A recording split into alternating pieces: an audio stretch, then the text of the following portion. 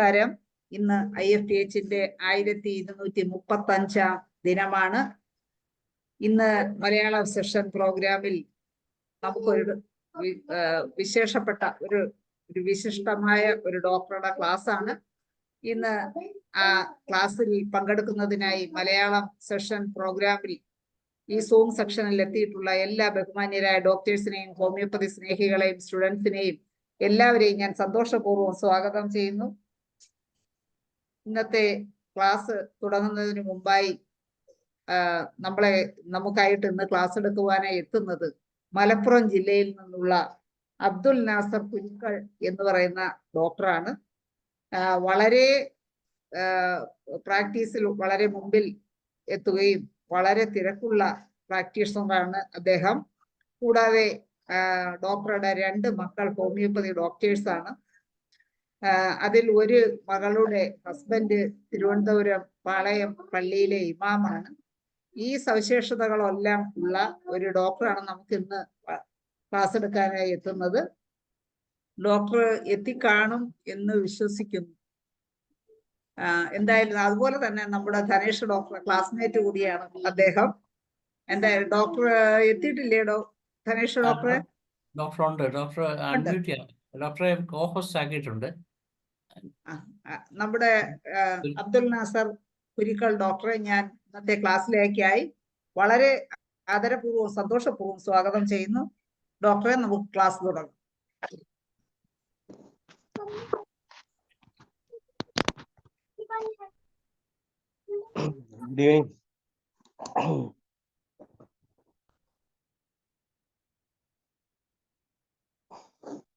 Hello, പറയുന്നത് കേൾക്കുന്നില്ലേ? കേക്കാം. ഞാന് അങ്ങനെ ഒരു ക്ലാസ് എടുക്കുന്ന ആളൊന്നുമല്ല. അതുകൊണ്ട് തന്നെ ഒരു ക്ലാസ് നിലക്ക് ഇത് എത്രമാത്രം വിജയിക്കുമെന്ന് എനിക്കറിയില്ല. ഞാനൊരു പ്രാക്ടീഷണറാണ്. അപ്പോൾ എൻ്റെ അനുഭവങ്ങളിൽ കൂടെ ചില കാര്യങ്ങളൊക്കെ പറയാം. ബാക്കി നിങ്ങൾ ചോദിച്ച് മനസ്സിലാക്കുക എന്നുള്ളതാണ്. അപ്പോൾ ഞാനിപ്പോൾ തിരൂരാണ് പ്രാക്ടീസ് ചെയ്യുന്നത്. മലപ്പുറം ജില്ലയിലെ തിരൂർ. 35-36 വർഷത്തോളമായി തിരൂർ പ്രാക്ടീസ് ചെയ്യുന്നു. ധനേഷും ഞാനൊക്കെ ഒന്നിച്ച് കോട്ടയം കുറിച്ച് ഹോമിയോ കോളേജിൽ പഠിച്ച ആളുകളാണ്. അപ്പോൾ ഡോക്ടർ ധനേഷ് പല പ്രാവശ്യം പറഞ്ഞിരുന്നു, ഇതിനു മുമ്പും വിളിച്ചിരുന്നു, ഇതുപോലെ IFTHന്റെ പ്ലാറ്റ്ഫോമിൽ ഒന്ന് വരണം എന്നൊക്കെ പറഞ്ഞിരുന്നു. എന്നാണ് ഇപ്പം അതിനൊരു ഒഴിവ് കിട്ടിയത്. അപ്പോൾ എൻ്റെ പ്രാക്ടീസ് എന്ന് പറഞ്ഞാൽ ഞാനൊരു ജനറൽ പ്രാക്ടീസാണ്. അങ്ങനെ പ്രത്യേകം സ്പെഷ്യലൈസ് ചെയ്ത് പ്രാക്ടീസ് ചെയ്യുന്ന ആളാണ്. എല്ലാ അക്യൂട്ട് കേസുകളും അതുപോലെ ക്രോണിക് കേസുകളും ഒക്കെ വരും. അപ്പോൾ ഞാൻ പ്രാക്ടീസൊക്കെ തുടങ്ങിയ കാലത്ത് എനിക്ക് അക്യൂട്ട് കേസുകളായിരുന്നു കൂടുതലായിട്ടും വന്നിരുന്നത്. അപ്പോൾ അതിനൊക്കെ അക്യൂട്ട് മാനേജ്മെന്റ് എന്നൊരു സംഗതി ഉണ്ടല്ലോ. കേസുകള് അക്യൂട്ട് കേസുകളെ കൈകാര്യം ചെയ്യാൻ പറ്റുന്ന രീതിയിലാണ് അന്ന് നമ്മൾ കൈകാര്യം ചെയ്യുന്നത്. അത് ഞാൻ കൂടുതൽ ഉപയോഗിക്കുക ലോ പൊട്ടൻസി മരുന്നുകളാണ്. 30-200 വണ്ണമ്മിനപ്പുറം ഒരു മരുന്ന് ഞാൻ കൊടുക്കാറില്ല. 3X ടിങ്ചർ ഇങ്ങനെയൊക്കെ അതും കൊടുക്കും. അപ്പോൾ അക്യൂട്ട് കേസിലൊക്കെ എനിക്ക് കൂടുതൽ ഫലം കണ്ടിട്ടുള്ളത് ഈ ലോ പൊട്ടൻസി മരുന്നുകളാണ്. ആദ്യകാലത്തൊക്കെ എന്ന് പറഞ്ഞാൽ അന്ന് ഒക്കെ ഈ ഹോമിയോ, ഞാൻ ഈ തിരൂരൊക്കെ വന്ന കാലത്ത് ഹോമിയോ അങ്ങനെ പ്രചാരം ഇല്ലാത്ത കാലത്ത് തന്നെ ആളുകൾ ഇതുപോലെ എല്ലാത്തരം അസുഖങ്ങൾക്കും നമ്മുടെ അടുത്ത് വന്നിരുന്നു. പനി ആയാലും, പെട്ടെന്നുണ്ടാവുന്ന പനി ആയാലും, ഫിറ്റ്സൊക്കെ ഇളകിയിട്ട് കൊണ്ടുവരും. അപ്പോൾ ഫിറ്റ്സൊക്കെ വരുമ്പോൾ നമ്മൾ പുറത്ത് വെയിറ്റിംഗ് റൂമിൽ ഒരുപാട് പേഷ്യൻസ് ഇരിക്കെ പെട്ടെന്ന് ഫിറ്റ്സൊക്കെ ഇളകി കുട്ടികളെ കൊണ്ടുവരും. നമ്മളത് നമ്മുടെ കൺസൾട്ട് റൂമിലോട്ട് വന്നതിന് ശേഷം ഒരു 10 മിനിറ്റ് കൊണ്ട് ഈ പേഷ്യന്റ് കുട്ടിയെ കൊണ്ട് സാധാരണ നിലയിലായിട്ട് ഫിക്സ് ഇളകിയ കുട്ടിയെ സാധാരണ നിലയായിട്ട് തന്നെ പോകുന്ന അവസ്ഥകൾ ഒരുപാടുണ്ടായിട്ടുണ്ട്. എന്നാൽ നമ്മുടെ മെഡിസിൻസ് ഇപ്പൊ പനി കൂടുമ്പോൾ ആ പനി പെട്ടെന്ന് കുറക്കാൻ പറ്റുന്ന മരുന്നുകൾ അതിൽ ഏറ്റവും കൂടുതൽ നമുക്ക് അനുഭവപ്പെട്ടുള്ള അക്യൂട്ട് ഇതേപോലെയുള്ള പനിക്കൊക്കെ നമ്മൾ സൾഫർ 1 mg ആണ് നമ്മൾ കൊടുക്കാറുണ്ട്. ഒറ്റ ഡോസ് ഒരു തുള്ളി കൊടുത്താൽ മതി.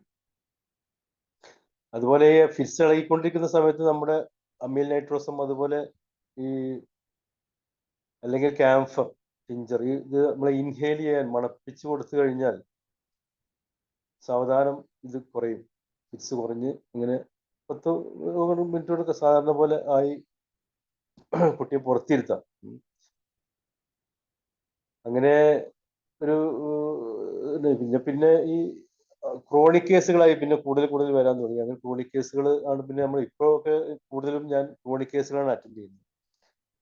ഇപ്പോഴും എന്നാലും ചില ഫാമിലികളൊക്കെ നമ്മളൊക്കെ ഈ ഞാൻ വന്ന കാലം മുതലേ ഹോമിയോ മരുന്ന് കഴിച്ചുകൊണ്ടിരിക്കുന്ന ഒരുപാട് ആളുകളുണ്ട്. അവരൊക്കെ അവരുടെ കുട്ടികളൊക്കെ പഠിച്ചുകൊണ്ടിരിക്കുന്ന കുട്ടികൾ ഇപ്പോൾ അവരുടെ മക്കളെയും അവരുടെ പേരക്കുട്ടികളെയും ഒക്കെ കൊണ്ടുവരുന്ന അവസ്ഥയാണ്. അപ്പോൾ ഫാമിലികൾ നമ്മളെ വിടാതെ ഹോമിയോ മാത്രം കഴിച്ചുകൊണ്ടിരിക്കുന്ന അവസ്ഥകളുണ്ട്. ഈ ക്രോണിക് കേസുകൾ ഇപ്പോൾ കൂടുതൽ നമ്മൾ ഈ ഹൈപ്പോതൈറോയിഡിസം കേസുകൾ, അതുപോലെ ഈ ഹെമറോയിഡൽ കേസുകൾ, അതുപോലെ ulcer, peptic ulcer, gastric ulcer ഇങ്ങനെയുള്ള കേസുകൾ, പിന്നെ fibroid uterus, PCOD, primary and secondary infertility, ഇതിലൊക്കെ കൂടുതൽ ആളുകൾ വന്നുകൊണ്ടിരിക്കുന്ന പല ഭാഗത്തു നിന്നും ആളുകൾ വന്ന് നമ്മൾ ഹോമിയോ ചികിത്സ നേടിക്കൊണ്ടിരിക്കുന്ന ഉണ്ട്. അതൊക്കെ ഇപ്പോൾ നമ്മളെ സംബന്ധിച്ചിടത്തോളം നല്ല ഫലപ്രദമായിട്ട് കൈകാര്യം ചെയ്യാൻ പറ്റുന്ന രീതിയിലാണ് ഉള്ളത്. അപ്പോൾ എനിക്ക് ഏറ്റവും ഫേവറേറ്റ് ആയിട്ടുള്ള ഒരു മെഡിസിനാണ് ഈ കാലിബൈക്രോമിക്കം 3x. ആ 3x ആണ് ഞാൻ ഉപയോഗിക്കുക. അത് ഗ്യാസ്ട്രിക് അൾസറിന് വളരെ പെട്ടെന്ന് തന്നെ നമുക്ക് വളരെ അധികം കൂടുതൽ കാലം കഴിക്കാതെ തന്നെ സുഖകരമായ ആൾക്ക് അസുഖം മാറിപ്പോകുന്ന അവസ്ഥ ഉണ്ടാക്കാൻ കഴിയുന്ന ഒരു മെഡിസിനാണ്. അങ്ങനെ ചില അസുഖത്തിനൊക്കെ എൻ്റെതായ ഒരു സ്പെസിഫിക് ആയിട്ട് ഞാൻ കൊടുക്കുന്ന കുറെ മരുന്നുണ്ട്. അത് നമ്മൾ അത് കൊടുക്കും. അതോടൊപ്പം തന്നെ ആ കേസ് ഏത് മെഡിസിൻ്റെ കേസാണ് നോക്കി അതനുസരിച്ചുള്ള മെഡിസിൻസ് ആണ് നമ്മൾ പിന്നെ കൂടെ കൊടുക്കുക. കോൺസ്റ്റിറ്റ്യൂഷണൽ റെമഡീസ് കൊടുക്കും. അത് ഇതിൻ്റെ ഓരോ പേഷ്യൻറ്റിനെയും നോക്കിയിട്ട് അതനുസരിച്ചാണ് ചെയ്യുക. എന്നാലും പെട്ടെന്ന് നമുക്ക് ആളുകൾക്ക് മാറ്റങ്ങൾ വരാൻ പറ്റുന്ന രീതിയിൽ ഇപ്പോൾ നമുക്ക് കൂടുതൽ കേസ് വരുന്ന ഒരു സംഗതിയാണ് ഈ പൈൽസുമായി ബന്ധപ്പെട്ട്. പൈൽസ്, അതുപോലെ ഫിഷർ ഒക്കെ വേണം. പെട്ടെന്ന് തന്നെ ആളുകൾക്ക് സമാധാനം കിട്ടണം. അവൾക്ക് പെട്ടെന്ന് തന്നെ അത് വളരെ പെട്ടെന്ന് സുഖം കിട്ടിയില്ലെങ്കിൽ ആളുകൾ വേറെ പോകും. അപ്പോൾ അതിനൊക്കെ നമ്മൾ പെട്ടെന്ന് ഇപ്പോൾ ബ്ലീഡിംഗ് ഒക്കെ ഉണ്ടാകുന്ന സമയത്ത് പെട്ടെന്ന് കൊടുക്കാൻ പറ്റുന്ന മരുന്നാണ് ബ്രൂമിയ ഓട്ടോയേറ്റ. അതുപോലെ അതിൻ്റെ പെയിൻ പെട്ടെന്ന് കുറക്കാൻ പറ്റുന്ന മരുന്നാണ് പുള്ളിൻസോണിയ. ഇതൊക്കെ ടിഞ്ചറാണ് നമ്മൾ ആദ്യത്തെ പ്രാവശ്യം കൊടുക്കുക. അത് ഒരു 4-5 ദിവസം കഴിക്കുമ്പോഴേക്കന്നെ ആ പ്രശ്നം തീരും. അവരുടെ പ്രശ്നം തീരും. പക്ഷേ കേസ് അവിടെ കിടക്കുകയാണല്ലോ. അപ്പോൾ നമ്മൾ പിന്നെ സിംറ്റമാറ്റിക് ആയിട്ട് ബാക്കി മരുന്നുകൾ കൊടുക്കുകയാണ് ചെയ്യുക. ഈ ഏത് രോഗത്തിനും ക്രോണിക് കേസ് ആണെങ്കിലും അതിൻ്റെ അക്യൂട്ട് മാനേജ്മെന്റ് ഒന്നും പേഷ്യന്റ് നമ്മുടെ അടുത്ത് നിൽക്കണമെങ്കിൽ തൽക്കാലം അയാൾക്ക് ഒരു സുഖം കൊടുക്കും. തൽക്കാലം അസുഖത്തിനൊരു സമാധാനം കിട്ടിയെങ്കിലേ അവർ നമ്മളെ അടുത്ത് നിൽക്കും. അതുപോലെ ഈ ഇതുണ്ടല്ലോ, ഒരു റീനൽ കോളിക്ക് ഒക്കെ വന്നു കഴിഞ്ഞാൽ ആ കോളിക്ക് എന്തെങ്കിലും ഒരു മാറ്റം നമ്മുടെ മെഡിസിനോട് കൊടുക്കാൻ കഴിയണം. കൊടുക്കുമ്പോഴാണ് അവർക്ക് വീണ്ടും വരുമ്പോൾ നമ്മളിപ്പോൾ ചിലപ്പോൾ വലിയ പെയിനൊക്കെ ആയിട്ട് വന്നു കഴിഞ്ഞാൽ ചിലപ്പോൾ അതൊക്കെ ഒരു തൽക്കാലം അലോപ്പതിയൊക്കെ മരുന്ന് കഴിച്ച് മാറിയിട്ടായിരിക്കും വരിക.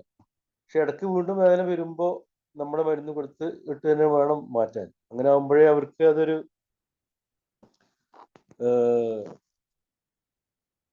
താല്പര്യം, മരുന്ന് കഴിക്കാനുള്ള ഒരു താല്പര്യം ഉണ്ടാവുള്ളൂ. മറ്റേ വേദന കൂടുമ്പോൾ അലോപ്പതി കൊടുക്കുക, പിന്നെ അലോപ്പതി ചികിത്സക്ക് പോവുക, വേദന കുറയുമ്പോൾ വീണ്ടും ഹോമിയോ മരുന്ന് കഴിക്കുക. അങ്ങനെ ഒരു രീതി അങ്ങനെ ആകുമ്പോൾ ആളുകൾക്ക്, പേഷ്യൻസിന് അത് കൂടുതൽ കാലം കൊണ്ടുനടക്കാൻ കഴിയാത്തൊരവസ്ഥയായി. ഈ റീനൽ സ്റ്റോൺസിന് ഒക്കെ സാധാരണ നമ്മൾ കൊടുക്കുന്ന മെഡിസിൻസ് ആണ് കൽക്കേറിയ റീനാലിസ്, അതുമാതിരി കൽക്കേറിയ കാർബ്, അതുപോലെ പിന്നെ നമ്മളൊക്കെ സാധാരണ ഉപയോഗിക്കുന്ന എല്ലാവരും ഉപയോഗിക്കുന്ന മരുന്നുണ്ടായിരിക്കും ബെർബറിസ് വൾഗാരിസ്, അതുപോലെ ഓസ്മം, ക്യാൻ, ഇതുപോലെയുള്ള മെഡിസിൻസ് ഒക്കെ തൽക്കാലം പെട്ടെന്ന് വേദന കുറയാനും ഒക്കെ കഴിയും. സ്ഥിരമായിട്ട് നമ്മൾ പേഷ്യൻറ്റിൻ്റെ കോൺസ്റ്റിറ്റ്യൂഷണലായിട്ടുള്ള റെമഡീസ് ആണ് കൊടുക്കാൻ അവർക്ക് പറ്റുന്നത്. പിന്നെ ഈ വലിയ കല്ലുകളിലുള്ള ആളുകൾക്കൊക്കെ നമ്മൾ സ്പെസിഫിക് ആയിട്ട് ഈ പറഞ്ഞ പോലെ കൽക്കേറിയ റീനാലിസ് 3x, അതുപോലെ കൽക്കേറിയ കാർബ് 3x, ഇങ്ങനെയുള്ള മെഡിസിൻസ് ഒക്കെ കൊടുക്കാറുണ്ട്. അതുപോലെ ഈ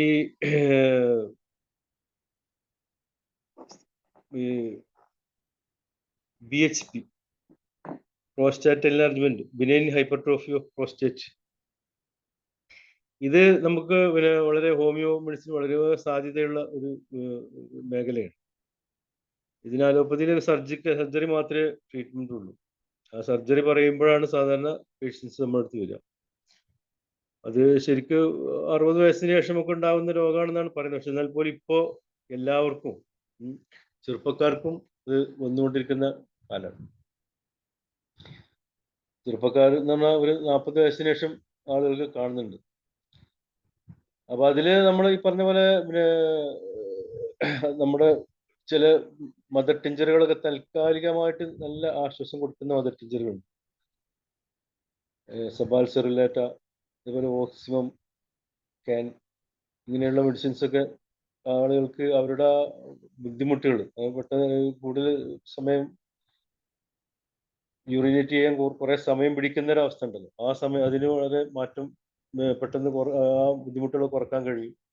രാത്രി പല പ്രാവശ്യം എണീക്കുന്ന ആളുകൾക്കൊക്കെ ഈ മെഡിസിൻസ് കൊടുക്കുന്നതോട് കൂടിയിട്ട് ഏതാണോ അവർക്ക് യോജിച്ചത് അതാണ് കൊടുക്കേണ്ടത്. ഒരു പേഷ്യന്റ് അനുസരിച്ചാണ് ഈ സബാൾസർനേറ്റീവ് സെറപ്പ്. അതുപോലെ സെലീനിയം 3x, അത് ഇതിന് നല്ല ഫലപ്രദമായിട്ട് കണ്ടിട്ടുണ്ട്.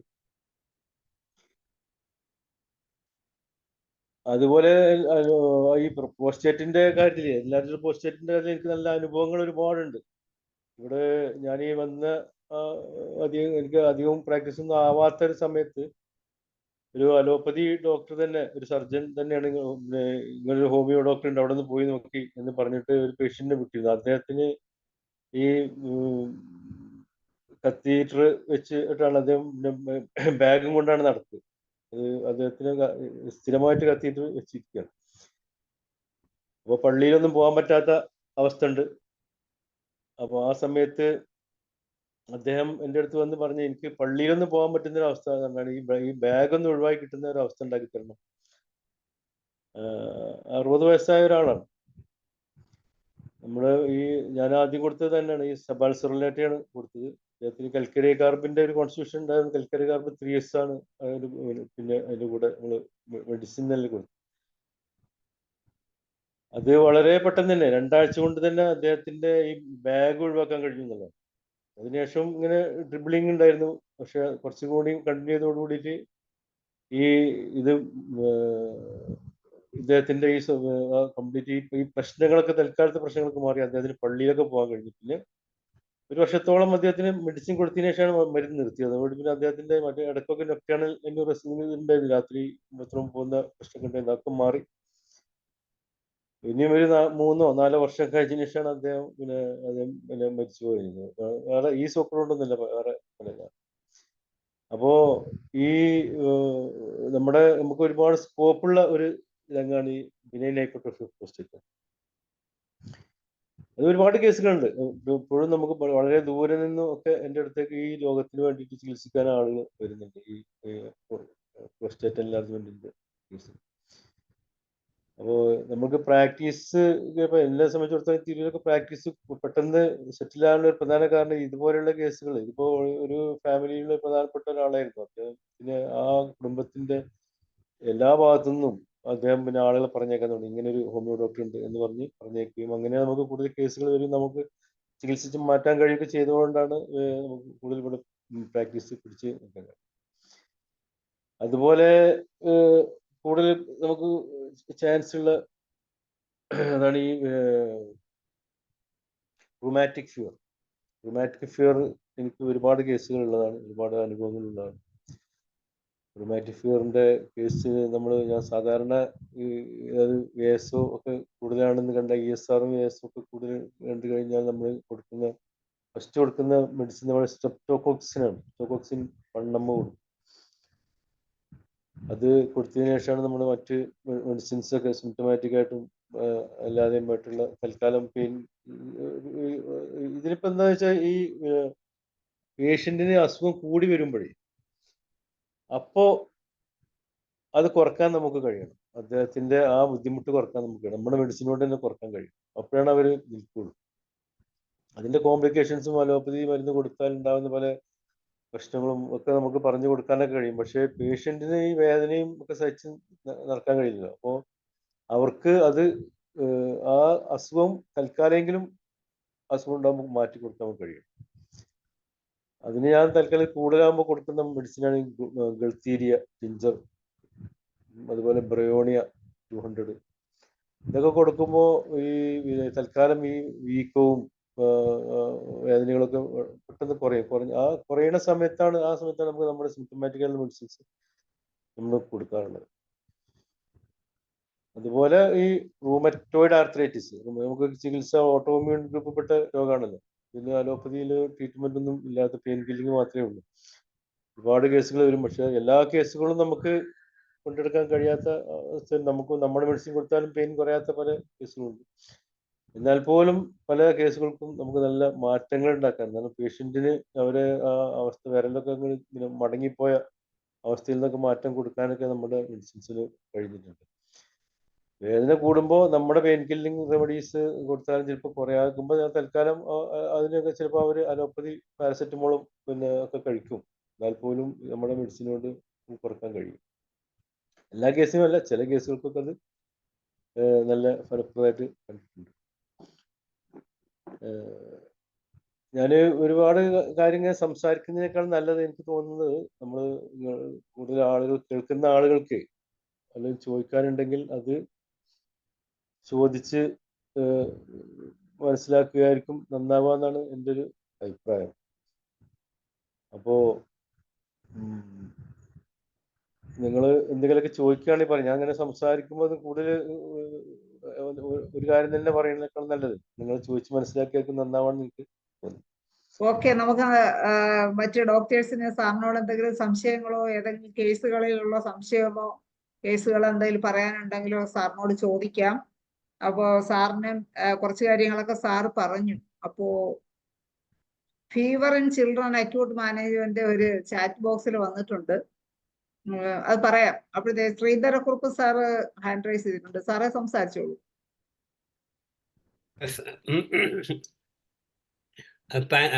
വളരെയധികം നന്ദി ഡോക്ടർ അബ്ദുൾ നാസർ കുരിക്കാൾ. താങ്കളുടെ ആദ്യം മുതലേ ഞാൻ കേട്ടു. ഞാൻ ആദ്യമായിട്ടാണ് താങ്കളെ പരിചയപ്പെടുന്നതും കേൾക്കുന്നതും. വളരെ ഈ അക്യൂട്ട് കേസ് ട്രീറ്റ് ചെയ്യുക എന്ന് പറയുന്നത് ആദ്യമൊക്കെ വളരെ ബുദ്ധിമുട്ടുള്ള കാര്യം. ഞാനും അതിൽ ആദ്യം തുടങ്ങിയത്. പക്ഷെ അതുകൊണ്ട് എനിക്കറിയാം, ഇപ്പം കൂടുതലും എനിക്ക് ക്രോണിക് കേസാണ് വരുന്നത്. എങ്കിലും ഹനുമാൻ സെക്കൻഡ് പാരഗ്രാഫിൽ പറഞ്ഞിരിക്കുന്ന മാതിരി the rapid gentle and permanent, അല്ലാതെ പെർമനന്റ് റാപ്പിഡ് ജെന്റിൽ എന്നല്ല പറഞ്ഞിരിക്കുന്നത്. അതുകൊണ്ട് ആദ്യം ആശ്വാസം കിട്ടിയില്ലേ.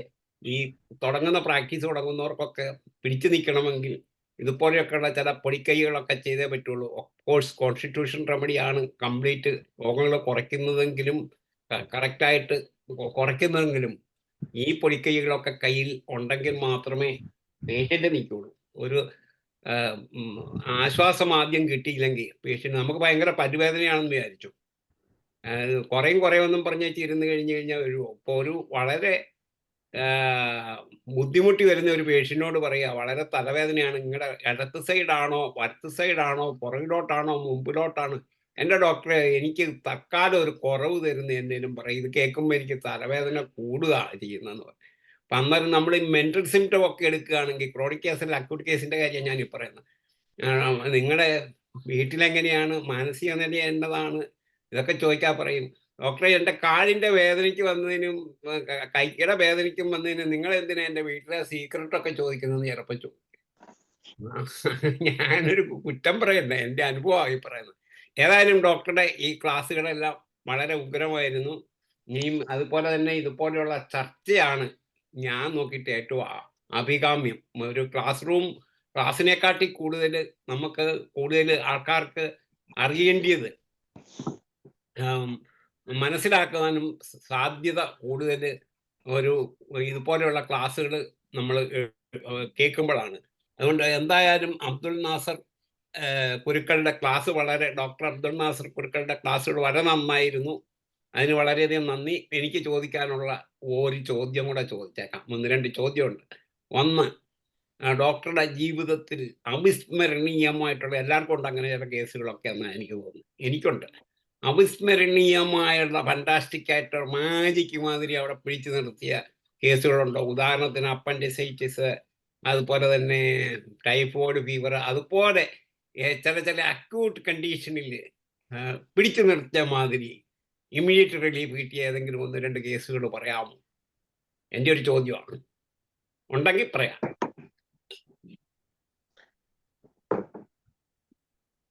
അത് ഞാൻ നേരത്തെ പറഞ്ഞല്ലോ, ഇതുപോലെ ഈ ഫെബ്രൈൽ ഫിറ്റ്സ് പല കേസുകൾക്കും നമുക്ക് പെട്ടെന്ന് മാറ്റാൻ കഴിഞ്ഞിട്ടുണ്ട്. അത് ഉടനെ അക്യൂട്ട് മാനേജ്മെന്റ് ചെയ്തിട്ട് പിന്നെ നമ്മുടെ മെഡിസിൻസും കൊടുത്ത് പനിയൊക്കെ പിന്നെ കുറഞ്ഞു വന്നു. അത് ചിലതൊക്കെ അങ്ങനെ കുറയുമ്പോൾ നമുക്ക് പോലെ ഞാൻ പറഞ്ഞല്ലോ അഭിമാനം തോന്നും. കാരണം ആ കേസ് അലോപ്പതിക്കാണ് പോകുന്നതെങ്കിൽ അവിടെ അഡ്മിറ്റ് ചെയ്യുകയും അവർ 3-4 ദിവസം അവിടെ കിടക്കുകയും ചെയ്യുന്ന ഒരു അവസ്ഥ ഉണ്ടാവും. പക്ഷെ നമ്മുടെ അടുത്ത് വരുമ്പോൾ നമ്മൾ 2 ദിവസത്തേക്ക് മരുന്ന് കൊടുക്കും, അതോടിട്ട് ഇത് മാറുകയാണ്. അപ്പോ അതേപോലെ ഈ ഫിറ്റ്സ് ഇതൊക്കെ പെട്ടെന്ന് തന്നെ കുറഞ്ഞ് പോവുകയാണ്. അപ്പോ അങ്ങനെയുള്ള കേസുകൾ കുറെ നമുക്ക് പെട്ടെന്ന് കണ്ടിട്ടുള്ളത്. അതുപോലെ അങ്ങനെ പറയാവുന്ന നിങ്ങൾ പറഞ്ഞ പോലെ നമുക്ക് മാറി പെട്ടെന്ന് കുറഞ്ഞു എന്ന് പറയാവുന്ന പല കേസുകൾ, ഈ ഛർദി കേസുകൾ. ഇപ്പൊ എനിക്ക് പല കേസുകളും ആശുപത്രിയിൽ നിന്ന് ചില കുട്ടികളൊക്കെ ആശുപത്രിയിൽ അഡ്മിറ്റ് ചെയ്ത കേസുകളുണ്ട്. അഡ്മിറ്റ് ചെയ്തിട്ട് ആശുപത്രിയിൽ നിൽക്കുമ്പോൾ അവിടെ മറ്റുള്ള പേഷ്യൻസ് പറഞ്ഞിട്ട് ഇങ്ങനെ ഡോക്ടർ നിങ്ങൾ അവിടെ മാറാതിരിക്കുമ്പോൾ, കേസുകൾ പലതും മാറാതിരിക്കുമ്പോൾ ഇങ്ങനെ ഡോക്ടറുണ്ട് അവിടെ പോയി വെക്കുന്നുണ്ട്. അവർ ഡിസ്ചാർജ് ചെയ്യാതെ തന്നെ പേഷ്യന്റിന് മറ്റേ ഡോക്ടേഴ്സ് കാണാതെ എൻ്റെ അടുത്ത് കൊണ്ടുവരണം. അവരുടെ അടുത്ത് ഗ്ലൂക്കോസ് കയറ്റുന്ന ഇതൊക്കെ ഉണ്ടാവും, ഒക്കെ വെച്ചിട്ട് നമ്മുടെ അടുത്ത് വരാറുണ്ട്. ഇങ്ങനെയുള്ള കേസിലൊക്കെ നമുക്ക് പെട്ടെന്ന് പ്രത്യേകിച്ച് ഈ കഫം കെട്ട് പോലെയുള്ള ഇപ്പോഴത്തെ ട്രെൻഡ് അതാണല്ലോ, കഫം കെട്ട് പോലെയുള്ള അതൊക്കെ നമുക്ക് നമ്മുടെ മെഡിസിൻ കൊടുത്തിട്ട് നമുക്ക് മാറ്റാൻ കഴിഞ്ഞ അവസ്ഥകൾ ഉണ്ടായിട്ടുണ്ട്. അപ്പോൾ ഈ ഛർദി ആണ് ഞാൻ പറഞ്ഞത്, അക്യൂട്ട് മാനേജ്മെന്റ്. ഛർദി പെട്ടെന്ന് നമുക്ക്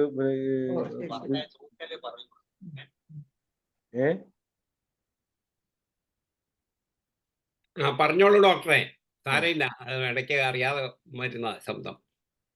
അപ്പോ ഈ ഛർദില് പെട്ടെന്ന് കൂടി വന്ന ഗ്ലൂക്കോസ് കയറ്റേണ്ട അവസ്ഥ വരുന്ന രീതിയിലുള്ള ഛർദിലൊക്കെ എൻ്റെ അടുത്ത് വരും. അങ്ങനെ പല കേസുകൾക്കും നമുക്ക് ഈ നമ്മുടെ മെറ്റീരിയൽ പറയുന്നത് അപ്പോമോർഫിയ എന്ന് പറഞ്ഞ മെഡിസിൻ, അപ്പോമോർഫിയ അത് 30 കൊടുത്താൽ അത് പെട്ടെന്ന് ചിലപ്പോൾ ഒരൊറ്റ ഡോസ് കൊടുത്താൽ തന്നെ വീണ്ടും ഛർദിക്കാത്ത രീതിയിലായി മാറുന്ന അവസ്ഥ ഉണ്ടാവും. അതുപോലെ പല അനുഭവങ്ങളുണ്ട് അങ്ങനെയുള്ള കേസ്.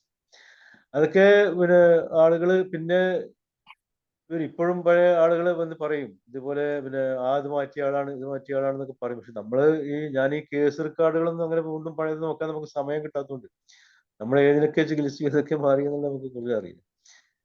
അതുപോലെ ഈ കുട്ടികള് ഇപ്പൊ ഇതുണ്ട്, നമ്മുടെ പ്രൈമറി ഇൻഫെർട്ടിലിറ്റി, അതുപോലെ സെക്കൻഡറി ഇൻഫെർട്ടിലിറ്റി, ഇതിന് ഞാൻ ഇപ്പൊ ഒരുപാട് അനുഭവങ്ങൾ ഉണ്ടായിട്ടുണ്ട്. ആളുകൾ നമ്മുടെ അടുത്ത് വന്ന് പറയുമ്പോൾ അവരുടെ ഒരുപാട് സങ്കടം വന്നിട്ടാണ് വരിക. ഇപ്പൊ എനിക്കിപ്പോഴും തലശ്ശേരി ഒരുപാട് ദൂരെ നിന്നൊക്കെ പേഷ്യൻസ് വരുന്നുണ്ട്. അല്ലെ ആരൊക്കെയോ അവരുടെ ബന്ധുക്കൾക്കാർക്ക് നമ്മൾ മെഡിസിൻ കൊടുത്തിട്ട് ഇത് ശരിയായതുകൊണ്ട് അവർക്ക് കുട്ടികൾ ഉണ്ടായത് അവസ്ഥ വന്നുകൊണ്ട് ആയിരിക്കും അപ്പൊ ദൂരെ നിന്നൊക്കെ അവർ വരുന്നത്.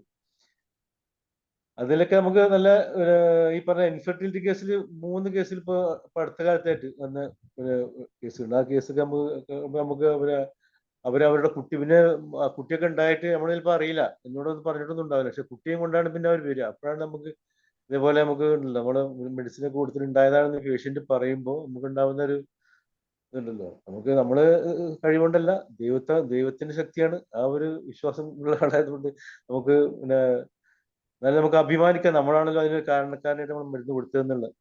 അങ്ങനെയുള്ള sir fever acute management, fever ഒക്കെ വന്നാൽ എന്തൊക്കെയാ മെഡിസിൻ എങ്ങനെയാന്ന് ഒരു ചാറ്റ് ബോക്സിൽ ഒരു ചോദ്യം ചോദിച്ചിട്ടുണ്ട്. ഫീവറിന് നമ്മൾ പിന്നെ ഈ കേസിനനുസരിച്ചാണ് ഇപ്പൊ ഓരോ തരം. ഇപ്പൊ നിലവിലുള്ള ഇത് ഞാൻ ഒരു മെഡിസിൻ മാത്രമല്ല പനിക്ക് കൊടുക്കുക. പനി അതുപോലെ വയറിളക്കം ഇതൊക്കെ വരുമ്പോൾ നമ്മൾ ഒരു ഒറ്റ മെഡിസിൻ കൊണ്ട് ഇപ്പൊ ജൽസീമിയം മാത്രമല്ല ചിലപ്പോൾ കൊടുക്കുക. ചിലപ്പോൾ യൂപ്പറ്റോറിയം കൊടുക്കും, ചിലപ്പോ ഇൻഫ്ലുവൻസിനും ഇപ്പൊ കൊടുക്കുന്നതല്ല, ഇപ്പൊ ജൽസീമിയാണ് കൊടുക്കുന്നത്. ചിലതിനിടയ്ക്ക് യൂപ്പറ്റോറിയം, ചിലപ്പോ ജൽസീമിയം യൂപ്പറ്റോറിയം നമ്മൾ ഇടവിട്ട് ചിലപ്പോൾ ഒരു ഡോസ് ജൽസ് കൊടുത്താൽ കുറച്ച് കഴിഞ്ഞ ശേഷം യൂപ്പറ്റോറിയം, അങ്ങനെ മാറി മാറി കൊടുക്കാൻ വേണ്ടി പറയും. പിന്നെ ഈ സൾഫർ നല്ല ടെമ്പറേച്ചറുള്ള ഡ്രൈ ഫീവർ ആണെങ്കിൽ, നല്ല ടെമ്പറേച്ചറാണ്, പേടിച്ച് ആളുകൾ വരും, തിരിച്ചടങ്ങുമോ എന്ന് സംശയിക്കുന്ന രീതിയിലുള്ളത് വരുമ്പോൾ നമ്മൾ സൾഫർ ഞാൻ സാധാരണ 2 ഡോസ് കൊടുക്കും. ഒരു ഡോസ് അവിടുന്ന് ക്ലിനിക്കിൽ നിന്ന് തന്നെ കഴിക്കാൻ പറയും. രണ്ടാമത്തെ ഡോസ് കുട്ടിക്ക് വീണ്ടും രണ്ടാമതും രാത്രിയാണ് വീണ്ടും വരികയാണെങ്കിൽ, ശക്തിയായിട്ട് പനി വരികയാണെങ്കിൽ രണ്ടാമത് കൊടുക്കാൻ വേണ്ടി പറയും. സാർ ഉദ്ദേശിക്കുന്നത് മറ്റേ കോൾഡ് ഒന്നും ഇല്ലാതെ ഡ്രൈ ഫീവർ അങ്ങനെയാണോ? അതെ, ഡ്രൈ കോൾഡ് ഉണ്ടാവും. കോൾഡിന് ഈ കഫം കെട്ടോ അല്ലെ അതൊന്നുമില്ല, വേറെ ഒരു പനിയുടെ മറ്റ് ഒരു ചുമയോ അങ്ങനെയൊന്നും ഇല്ലാതെ വരുന്ന ഇപ്പൊ ഈ പനികളുണ്ടാവും. അതിനാണ് ഡ്രൈ ഫീവറിനാണ് സൾഫർ കൂടുതൽ. ഇപ്പൊ കഫം കെട്ടൊക്കെ വരുമ്പോ പിന്നെ ഏത് പൊട്ടൻഷ്യലാണെന്നുള്ളത് പറഞ്ഞേക്കണേ. സൾഫർ വണ്ണമാണ്. ഞാൻ പറഞ്ഞത് സൾഫർ ഞാൻ വണ്ണമ്മ വളരെ കുറച്ചേ കൊടുക്കും. സൾഫർ കൊടുക്കുന്നത് വണ്ണമാണ് കൊടുക്കും. ജൽസീമിയം, യൂപ്പറ്റോറിയം, അതുപോലെ റെസ്റ്റോക്സ് ഒക്കെ കൊടുക്കുന്നത് ഒക്കെ 30 അല്ലെങ്കിൽ 200 ആണ് സാധാരണ ഈ അക്യൂട്ട് കേസിലൊക്കെ കൊടുക്കാറുള്ളത്. അത് സാർ നേരത്തെ പറഞ്ഞല്ലോ, അക്യൂട്ട് കേസിലെല്ലാം സാർ ലോ പൊട്ടൻസികളാണ് സാറിന് ഉപയോഗിക്കാറെന്ന് സാർ പറഞ്ഞു. പിന്നെ അതുപോലെ തന്നെ നേസൽ പോളിപ്പ് എങ്ങനെയാണ് മാനേജ് ചെയ്യുന്നത് സാറ് എന്ന് ചോദിച്ചിട്ടുണ്ട്. നേസൽ പോളിപ്പ് ആണോ ഉദ്ദേശിച്ചത്, അഡിനോയിഡ് ആണോ ഉദ്ദേശിച്ചത്? പോളിപ്പ് നേസൽ പോളിപ്പ് എന്ന് ചാറ്റ് ബോക്സിൽ എഴുതിയിരിക്കും. സാറ് രണ്ടും പറയണം. അഡിനോയിഡാണ് ഇപ്പൊ കൂടുതലായിട്ട് എനിക്ക് കേസുകൾ ഇപ്പൊ നേസൽ പോളിപ്പൊക്കെ പണ്ട് വന്നിരുന്നു. പക്ഷെ അതൊക്കെ ഞാൻ പണ്ട് ഇപ്പൊ അടുത്തൊന്നും നേസൽ പോളിപ്പ് ഞാൻ ട്രീറ്റ് ചെയ്തില്ല. നേരത്തെ കുറെ ട്രീറ്റ് ചെയ്തു. അതില് നമ്മൾ ലെംനാമൈനർ ആണ് നമ്മൾ കൊടുത്തത്. ലെംനാമൈനർ ടിഞ്ചർ കൊടുക്കും. മദർ ടിഞ്ചർ കുറച്ച് തുടക്കത്തിൽ അതാണ് കൊടുക്കാറുള്ളത്. അത് കൊടുത്തു കഴിഞ്ഞാൽ കുറച്ച് കൊടുക്കുമ്പോൾ അവർക്ക് കുറച്ച് ദിവസങ്ങൾ കൊടുക്കുമ്പോൾ നല്ല മാറ്റം വരും. പിന്നെ ബ്ലീഡിങ് അങ്ങനെയുള്ള കാര്യങ്ങളൊക്കെ നിന്ന് കഴിഞ്ഞാൽ പിന്നെ നമുക്ക് സിംറ്റമാറ്റിക് ആയിട്ട് പല എന്താണോ അതിന് കൊടുക്കാവുന്നതെന്ന് വെച്ചാൽ അത് കൊടുക്കാൻ പറ്റും. ഈ അഡിനോയിഡാണ് ഇപ്പോൾ കൂടുതലായിട്ട് ഇപ്പോൾ വരുന്ന കേസ്. അഡിനോയിഡ് ഇപ്പോൾ പല സർജറി റെഫർ ചെയ്ത കേസുകളൊക്കെ ഒരുപാട് വരുന്നുണ്ട്. അപ്പോ അതിന് നമ്മുടെ മെഡിസിൻ കൽക്കേറിയ കാർബ് 3x അതാണ് ഞാൻ കാര്യമായിട്ട് കൊടുക്കാറുള്ളത്. പിന്നെ ഈ സൈലീഷ്യ കൊടുക്കുന്നുണ്ട് 200. അതുപോലെ ഈ അതിന് പിന്നെ അതിന്റെ തൽക്കാലത്തെ ബുദ്ധിമുട്ടുകളൊക്കെ മാറാൻ വേണ്ടിയിട്ട് ഇപ്പൊ ഈ പറഞ്ഞ നേരത്തെ പറഞ്ഞില്ല കാലിബൈക്ക്, മൂക്കടപ്പ്, അതുപോലെ ഈ കാലിബൈക്കിന്റെ പ്രത്യേക രീതിയിലെ ഡിസ്ചാർജ് ഉണ്ടല്ലോ, സ്ട്രിഞ്ചി ഡിസ്ചാർജ്, ഇത് കഫം പോലെയൊക്കെയുള്ള മൂക്കടപ്പ്, ഒരു മൂക്കിൽ കൂടെ ഒന്നും വരാത്ത രീതിയിലുള്ള മൂക്കിൽ കൂടെ ഒന്നും പുറത്തേക്ക് വരില്ല. അതൊക്കെ കാലിബൈക്ക് 3x കൊടുക്കുമ്പോൾ അവർക്ക് അതൊക്കെ താൽക്കാലിക ആശ്വാസം കിട്ടാനുണ്ട്. മെഡിസിൻ അത് ചുരുങ്ങി പോകാനുള്ള മെഡിസിൻ കൊടുക്കുന്ന കൽക്കരി കാർബ് കോൺസ്റ്റിറ്റ്യൂഷനാണെങ്കിൽ കൽക്കരി കാർബ്. അതുപോലെ ട്യൂബർക്കുലിനം വണ്ണം ഇതേപോലെ ഇന്റർ കറന്റ് ആയിട്ട് ഇങ്ങനെ ചിലപ്പോൾ കൊടുക്കും ചില ട്യൂബർക്കുലാർ കേസ് ആണെങ്കിൽ. അതുപോലെ സൾഫർ 0/6 ഇതിന് കൊടുക്കാറുണ്ട്. പക്ഷെ സൾഫറിന്റെ കേസ് ആയിരിക്കണം, സൾഫർ പേഷ്യന്റ് ആയിരിക്കണം, സൾഫറിന്റെ എല്ലാ കോൺസ്റ്റിറ്റ്യൂഷനൊക്കെ ഒത്തു വന്നാൽ സൾഫർ മതി അത് കുറയാൻ. അങ്ങനെ അത് കുറച്ച് കണ്ടിന്യൂ ചെയ്ത് മരുന്ന് കഴിച്ചാൽ നമ്മൾ ഒരുപാട് കേസുകൾ മരുന്ന് കഴിച്ചു. പിന്നെ കൽക്കരിയൊക്കെ ഫ്ലോർ കൊടുക്കുന്നുണ്ട്. അതിൽ ചില കേസുകൾ മൂക്കിലുള്ള ഇതെല്ലാം കുറച്ച് റിലീഫ് കിട്ടുന്നവരെ കണ്ടിന്യൂ ചെയ്യാണോ സാർ? എന്റെ ഒരു ട്രീറ്റ്മെന്റ് എങ്ങനെയാന്ന് വെച്ചാൽ നമ്മൾ അക്യൂട്ട് വരുമ്പോ തൽക്കാലം മാറാനുള്ള ഇപ്പൊ എന്തെങ്കിലും ബുദ്ധിമുട്ടുണ്ടാകുമ്പോൾ തൽക്കാലം ഇത് കൊടുക്കും. പക്ഷെ സ്ഥിരമായിട്ട് നമ്മൾ കണ്ടെത്തിയ മരുന്നുണ്ടല്ലോ, അവർക്ക് കണ്ടെത്തിയ മരുന്ന് നമ്മൾ പിന്നെ ഒരു കാലാവധി ഇപ്പൊ ലോ പൊട്ടൻസി ആയതുകൊണ്ട് ഫ്രീക്വന്റ് പിന്നെ ദിവസം ഒരു നേരം രണ്ടു നേരം ഒക്കെ കഴിക്കുന്ന രീതിയിൽ റിപ്പറ്റീഷൻ ചെയ്യും. അങ്ങനെയാണ് ഞാൻ കൊടുക്കാറുള്ളത്. അങ്ങനെ ചെയ്യുമ്പോഴാണ് ഈ അടിനോടൊക്കെ എന്റെ അനുഭവത്തിൽ ഇപ്പൊ ഒരു 3 മാസം 4 മാസമൊക്കെ നമ്മൾ മരുന്ന് കൊടുക്കുന്നതോടുകൂടിയിട്ട് ഈ അടിനോടൊക്കെ ചുരുങ്ങി പോകുന്നുണ്ട്. അപ്പോ ഇവര് ചില കേസുകൾ ഈ അലർജി ഇവിടെ ഉണ്ടാവും. അലർജി നമ്മളെ സിറം IgE നോക്കുമ്പോൾ നല്ല കൂടുതലുള്ള കേസുകൾക്ക് നമ്മൾ ആ അലർജിയും കൂടെ മുന്നിൽ കണ്ടിട്ടുള്ള ട്രീറ്റ്മെന്റ് അതിന് കൂടെ വേണ്ടി വരും. ഈ ഇത് കൊടുത്തുകൊണ്ടിരിക്കുമ്പോഴല്ലേ, ഇപ്പൊ അൽക്കറി കാർബണിന്റെ കേസാണെങ്കിൽ അൽക്കറി കാർബൺ കൊടുത്തുകൊണ്ടിരിക്കുമ്പോൾ തന്നെ ഈ ചിലപ്പോ ഈ സൾഫർ അല്ലെങ്കിൽ ആഴ്സനിക് ആൽബിന്റെ ഒക്കെ നമ്മൾ അത് നമ്മൾ ഡെയിലി കൊടുക്കല്ല, അത് ഈ ആഴ്ചയിലൊക്കെ ആയിട്ട് അതിന്റെ ഇടയിൽ കൊടുക്കും. അത് ഞാൻ ലോ പൊട്ടൻസിയാണ് കൊടുക്കല്. സീറോ ബാർ ഇങ്ങനെയുള്ള കേസുകൾക്ക് 50 മില്ലിസ്മൽ പൊട്ടൻസിയാണ് പിന്നെ കൊടുക്കല്, സൾഫർ അല്ലെങ്കിൽ ആഴ്സ്. സാറേ ഒരു ചോദ്യം കൂടെ ചോദിച്ചോട്ടെ. സാറ് മെന്റൽ കേസുകൾ കിട്ടാറുണ്ടോ? മെന്റൽ കേസ് ട്രീറ്റ് ഉള്ള അനുഭവം ഉണ്ടോ? മെന്റൽ കേസ് പിന്നെ അങ്ങനെയുള്ള ഈ ഹിസ്റ്റീരിയ ടൈപ്പ് കേസുകളൊക്കെ ട്രീറ്റ് ചെയ്യുന്നുണ്ട്. ഇപ്പൊ ഡിപ്രഷൻ പോലെയുള്ള കേസുകൾ പിന്നെ ചികിത്സിക്കുന്നത്. കുട്ടികളുടെ തന്നെ ഒരുപാട് കേസുകളുണ്ടല്ലോ. കുട്ടികൾക്ക് ഈ ഉണ്ടാവുന്ന ഇപ്പൊ ഈ ചമോമല പേഷ്യന്റിനുണ്ട് ഒരു കരച്ചില്. ചമോമില ബേബിക്ക് ചെറിയ കുട്ടിയാകുമ്പോഴേ തുടങ്ങും, പ്രസവം കഴിഞ്ഞ കാലം മുതൽ തുടങ്ങുന്ന ഒരു കരച്ചിലുണ്ട്, നിർത്താതെ ഉറക്കില്ലാതെ. അങ്ങനെയുള്ള കുട്ടികൾ വലുതായി കഴിഞ്ഞാലും അവരുടെ ഭയങ്കര വാശി, പീവിഷ്നസ്, അതുപോലെ കാപ്രീഷ്യസ്നെസ്, ഇങ്ങനത്തെ ഒരുപാട് അവരുടെ സ്വഭാവപരമായിട്ട് ഒരുപാട് പ്രശ്നങ്ങളുണ്ടാവും. ഇതൊക്കെ നമ്മുടെ മെഡിസിൻ കൊടുത്താൽ ഇപ്പൊ ചമോമില കൊടുക്കുന്നുണ്ട്. അതേപോലെ നമ്മൾ കൊടുക്കുന്ന ഒരു മെഡിസിനാണ് ഈ കേസ്. ഇങ്ങനത്തെ കേസുകളിൽ ഇപ്പൊ മിക്ക ഈ കുട്ടികളുടെ സ്വഭാവീകൃതമല്ല. ഇപ്പോഴത്തെ കുട്ടികൾക്ക് വാശി കൂടി ഇപ്പൊ മൊബൈൽ ആയിട്ട് ബന്ധപ്പെട്ട് ഇപ്പൊ ഈയിടെ ഒരു കേസ് വന്നിരുന്നു. മൊബൈലിന്റെ അഡിക്ഷൻ വന്നിട്ട് ഈ കുട്ടി രാത്രി 1 മണിയായാലും പിന്നെ മൊബൈൽ വെക്കാതെ, മൊബൈൽ വാങ്ങി വെക്കുമ്പോൾ ഭ്രാന്തിളകിയ പോലെയുള്ള പെരുമാറ്റം, അമ്മയെ ഭയങ്കര ഉപദ്രവിച്ച്, ഇങ്ങനെയായിട്ട് ഒരു പേഷ്യന്റ് കൊടുത്തു. ഞാൻ ആ കുട്ടിക്ക് ഈ പിന്നെ അവരുടെ ഈ ഇത് പറഞ്ഞ് അവരുടെ കാട്ടിക്കൂട്ടലുകളും ഇതൊക്കെ കണ്ട് ഞാൻ ആ കുട്ടിക്ക് ചെറുപ്പത്തിലുള്ള ഹിസ്റ്ററി നോക്കുമ്പോൾ ഇതുപോലെയുള്ള ഒരു ഹിസ്റ്ററി ഉണ്ട്. ചെറുപ്പം മുതലേ ഭയങ്കര വാശിയും, അതുമാതിരി പ്രസവിച്ച് കിടക്കുന്ന കാലത്ത് തന്നെ. ഇപ്പൊ കുട്ടിക്ക് 17 വയസ്സാണ്. നമ്മുടെ ഒരു ടിഞ്ചർ ഉണ്ട്, ആബ്സിന്തിയം ടിഞ്ചർ, ഈ എപ്പിലെപ്സിക്കൊക്കെ പറയുന്ന ഫിറ്റ്സിനൊക്കെ കൊടുക്കുന്ന ഒരു മെഡിസിൻ ആയിട്ടാണ് ഞാൻ കൊടുക്കാറുള്ളത്. അത് ഈ കുട്ടിക്ക് ഞാൻ കൊടുത്തു. ആ കൊടുത്തതിന് ശേഷം അത് രാവിലെ 2 നേരം 10 തുള്ളി വീതം കഴിക്കാൻ പറഞ്ഞു. 1 മാസം കൊടുത്തിട്ട് വന്ന് വരാൻ വേണ്ടി പറഞ്ഞു. പക്ഷെ 2 ആഴ്ച കഴിഞ്ഞിട്ട് തന്നെ അവർ വന്നപ്പോൾ നല്ല മാറ്റം, കുട്ടിക്ക് ഈ പിന്നെ ഈ സ്വഭാവത്തിന് മാറ്റം. ഇങ്ങനെയുള്ള കുറെ അനുഭവമുണ്ട് ഇത്തരം കേസുകളിലൊക്കെ ഈ ഇതുണ്ട്. പക്ഷേ പിന്നെ വലിയ ആളുകൾക്ക് ഉണ്ടാണ് ഈ ഡിപ്രഷൻ, മറ്റേ അതിന് ഒറിജിനൽ മാനസിക രോഗത്തിന് നമ്മൾ ഞാൻ ട്രീറ്റ് ചെയ്യില്ല. അത് നമുക്ക് ഒന്നാമതൊരു സമയം കിട്ടില്ല. ആളുകൾ കൂടുതൽ പേഷ്യന്റുകൾ നിൽക്കുമ്പോഴേ കൂടുതൽ സമയം നമുക്ക് അതിന് ചിലവഴിക്കാൻ കഴിയാത്തത് കൊണ്ട് നമ്മൾ അത് അങ്ങനെ എടുക്കാറില്ല. ഇങ്ങനെയുള്ള തന്നെ ഇത് തന്നെ ഇങ്ങനെയുള്ള കേസ് വന്നാൽ തന്നെ കുറെ സമയം വേണം നമുക്ക് അവരോട്, പേഷ്യന്റിനോട്. പിന്നെ ഒന്നാമത്തെ വട്ടം സംസാരിച്ചില്ലെങ്കിൽ 2ാമത്തെ പ്രാവശ്യം കുറച്ച് കൂടുതൽ സംസാരിക്കേണ്ടി വരും. സാറേ ഒരു ചോദ്യം കൂടെ ചോദിച്ചോട്ടെ. വേറെ ആരും കാൻട്രേസ് ചെയ്യാനില്ലാത്തോണ്ടാ ചോദിക്കുന്നത് കേട്ടോ. ആരെങ്കിലും കാൻട്രേസ് ചെയ്താൽ ഞാൻ നിർത്തിക്കോളാം. വേറൊന്നും, ഈ അഡിക്ഷൻസ്, അതായത് ഡ്രഗ് അഡിക്ഷൻസ് ഇന്ന് കൂടുതലാണ് സ്കൂളുകളിലും കോളേജുകളിലും ഒക്കെ, പലതരത്തിലുള്ള അഡിക്ഷൻ. അത് സാർ കൈകാര്യം ചെയ്യാറുണ്ടോ?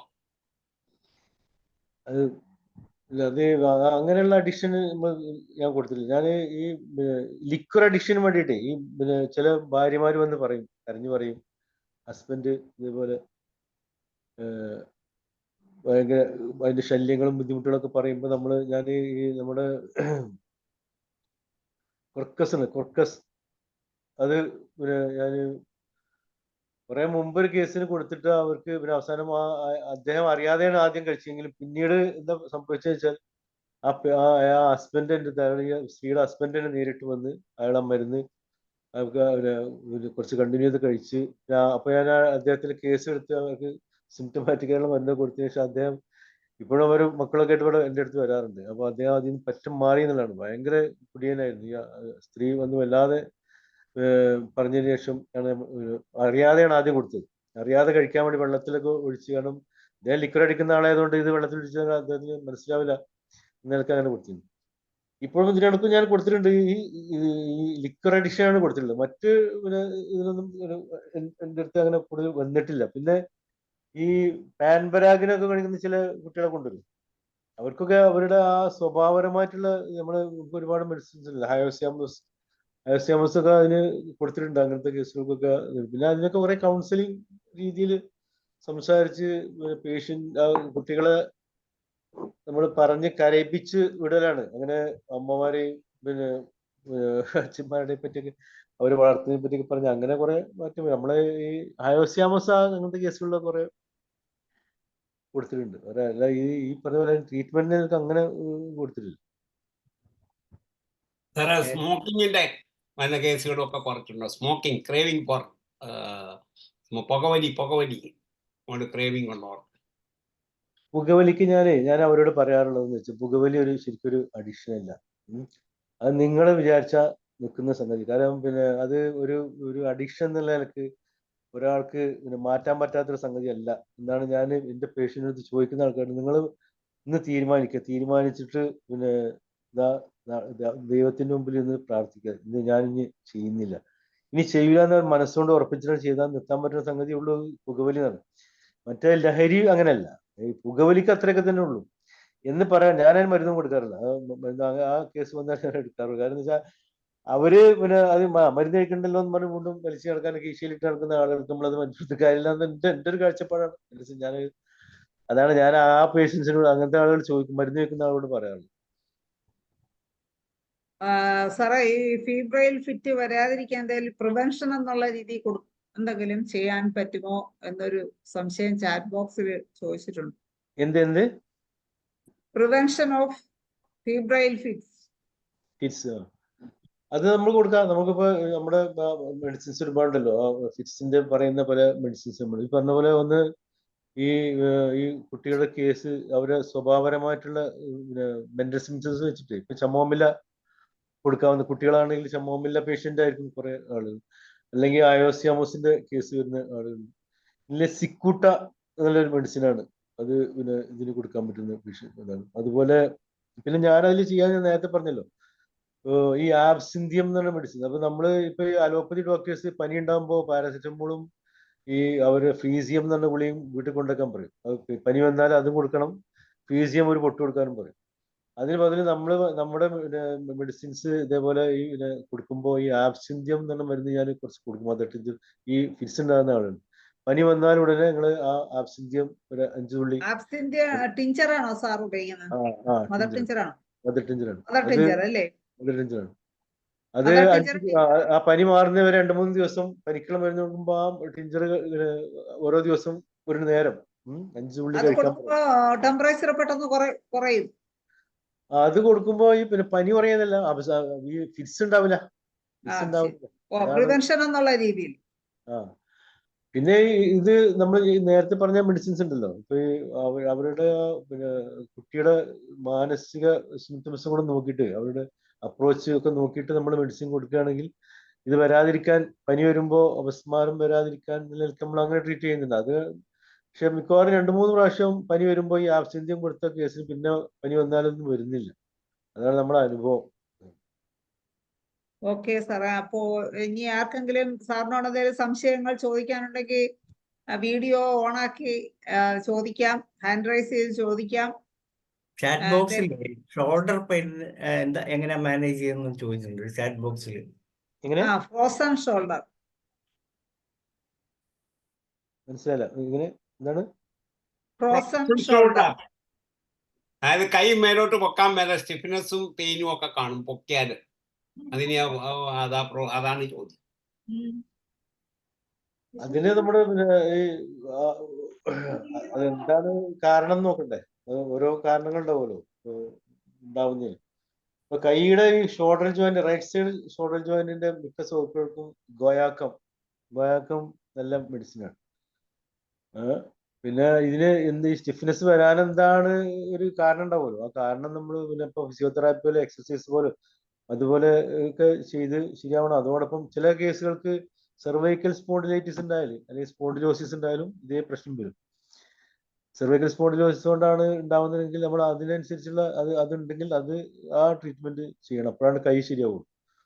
ഈ സിംസിഫുക റെസുമോസ അത് നല്ലൊരു മെഡിസിനാണ് ഈ സെർവൈക്കൽ സ്പോണ്ടിലോസിസിനുള്ള. അതുപോലെ ഹൈപ്പറിക്കം ഞാൻ കൊടുക്കുക ഹൈപ്പറിക്കം ടിഞ്ചറാണ് കൊടുക്കുന്നത്. അപ്പോ അതാണെങ്കിൽ ഇപ്പൊ സെർവൈക്കൽ അറ്റാച്ച്മെന്റ് ഉണ്ടെങ്കിൽ ഷോൾഡർ ജോയിന്റ് മാത്രമാണെങ്കിൽ അത് ഈ പറഞ്ഞ പോലെ ഒരുപാട് മെഡിസിൻസ് ഓസ്റ്റിക്കം നല്ല മാറ്റം വരുന്നതാണ്. നമ്മുടെ റെസ്റ്റോക്സ് ഹൈപ്പൊട്ടൻസി നല്ല മാറ്റം കാണിക്കുന്ന സംഗതിയാണ്. വേറെ ആരെയും ചോദിക്കാനില്ലെങ്കിൽ ഞാൻ ചോദിക്കാം. വേറെ ആരെങ്കിലും ചോദിക്കാനുണ്ടോ? അല്ല, എല്ലാവരും ഒന്ന് ചോദ്യം ചോദിക്കാനുള്ള ഒരു ദയവായി ഹാൻഡ് റൈസ് ചെയ്യുക. അതല്ലെങ്കിൽ എല്ലാവർക്കും സംസാരിക്കുന്ന രീതിയിൽ ആക്കാൻ ശാന്താചന്ദ്രൻ മാഡം നേരത്തെ ഹാൻഡ് റൈസ് ചെയ്തു, പക്ഷെ മാഡത്തിനെ ഇപ്പൊ കാണുന്നില്ല, നെറ്റ് പോയത്. ഒന്ന് പിന്നെ സാറിനോട് എനിക്കൊരു ചോദ്യം ചോദിക്കാനുള്ളത്, മക്കൾ രണ്ടുപേരും ഹോമിയോപ്പതി ഡോക്ടർമാരാണെന്ന് പറഞ്ഞു. അവരെവിടെ പ്രാക്ടീസ് ചെയ്യാണോ? മൂത്താള് തിരുവനന്തപുരത്താണ്. അവള് പിന്നെ അവിടെ പ്രാക്ടീസ് ഉണ്ടായിരുന്നു. അവിടെ സെക്രട്ടേറിയറ്റ് തന്നെയായിരുന്നു. അവളെ ഹസ്ബൻഡാണ് സ്വൈബ് മൗലവി, പാളയം ഇമാം. അപ്പോ രണ്ടാമത്തെ മകള് അവളെ ഹസ്ബൻഡും ഹോമിയോ ഡോക്ടറാണ്, BHMS തന്നെയാണ്. അവർ രണ്ടുപേരും കൂടെ ഇപ്പൊ ഒരു ക്ലിനിക്ക് ഇപ്പൊ കഴിഞ്ഞിട്ടുള്ളൂ. കഴിഞ്ഞ സർജൻസി കഴിഞ്ഞിട്ടുള്ളൂ. അവര് ഒരു ക്ലിനിക്ക് ഇട്ടിട്ടുണ്ട് ഇവിടെ മലപ്പുറം അടുത്ത് പൂക്കോട്ടൂർ എന്ന സ്ഥലത്ത്. 2 ആഴ്ച മുമ്പ് ഒരു ക്ലിനിക്ക് അവർ തുടങ്ങിയിട്ടുണ്ട്. ഓക്കെ, ഇനി കുറുപ്പ് സാറിന് എന്താണ് ചോദിക്കാനുള്ള സംശയം? ഡോക്ടർ എക്സ്റ്റേണൽ ആപ്ലിക്കേഷൻ മറ്റും ഉപയോഗിക്കാറുണ്ടോ? എക്സ്റ്റേണല് പിന്നെ കൊടുക്കാൻ ചില കേസിനൊക്കെ നമ്മൾ വേണ്ടി വരും. ഇപ്പോ എക്സ്റ്റേണൽ നിങ്ങൾ സ്കിൻ കേസിനാണോ ചോദിച്ചത്? എന്നെ പൊതുവെ, അതായത് ചിലർക്ക് അൺകോൺഷ്യസ് പേഷ്യന്റ് ആണെന്ന് വിചാരിച്ചു, എന്നാൽ അവർ വായൊന്നും ഇത് ഈ എപ്പിലെപ്സി അല്ലെ കൺവെൻഷനൊക്കെ വന്ന് വായൊന്നും തുറക്കാത്ത കേസുകളിൽ ഡോക്ടർ എങ്ങനെയാ മെഡിസിൻ അപ്ലൈ ചെയ്യുന്നതെന്ന് എൻ്റെ ഒരു ചോദ്യം.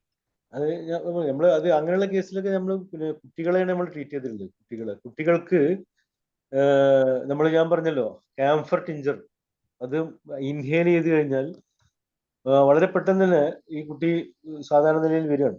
ഈ കണ്ണൊക്കെ കണ്ണ് മറിഞ്ഞു പോയ കേസ് ഒക്കെ പെട്ടെന്ന് തന്നെ ശരിയായി വരും ആ ഇൻഹേൽ ചെയ്ത് കഴിഞ്ഞാൽ. അല്ലെങ്കിൽ അമൈൽ നൈട്രോസും കുറച്ചുകൂടെ, അമൈൽ നൈട്രോസും ഇപ്പൊ ഉപയോഗിക്കാറില്ല, ക്യാംഫറാണ് കൂടുതൽ ഉപയോഗിക്കാറ് ടിഞ്ചർ.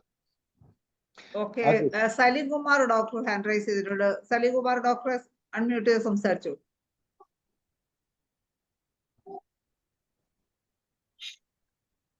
സലീം കുമാർ ഡോക്ടറെ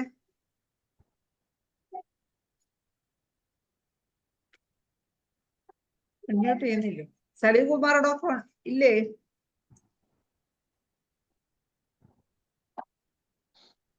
അൺമ്യൂട്ട് ചെയ്യാൻ പറ്റുന്നില്ലേ?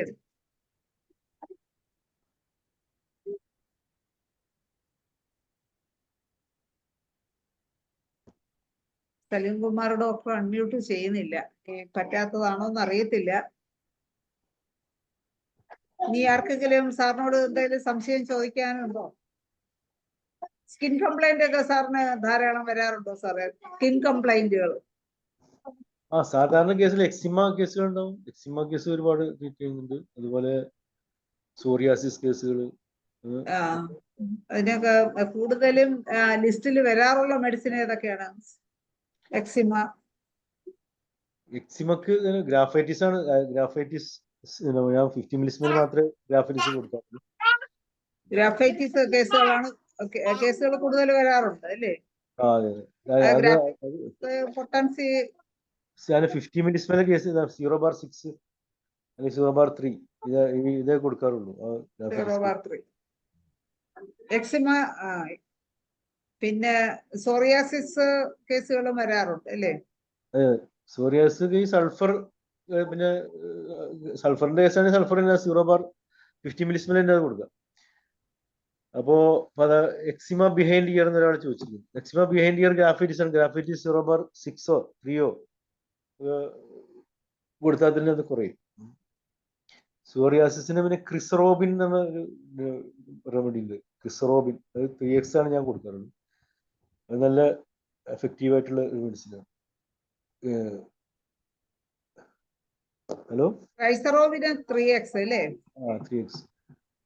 അത് സോറിയാസിന് മാത്രമല്ല, സോറിയാസിസ് പോലെയുള്ള ഈ ഡ്രൈ ആയിട്ടുള്ള കുട്ടികൾക്ക് ഇപ്പോൾ ഈ ആസ്മ പേഷ്യൻസ് ഉണ്ട്. കുട്ടികൾക്ക് ചെറുപ്പത്തിൽ ആസ്മ ഉണ്ടായിട്ട് ഒരു പിന്നെ അലോപ്പതി ഒക്കെ കൊടുത്ത് ആസ്മ ഈ മാറിയിട്ടുണ്ടാവും.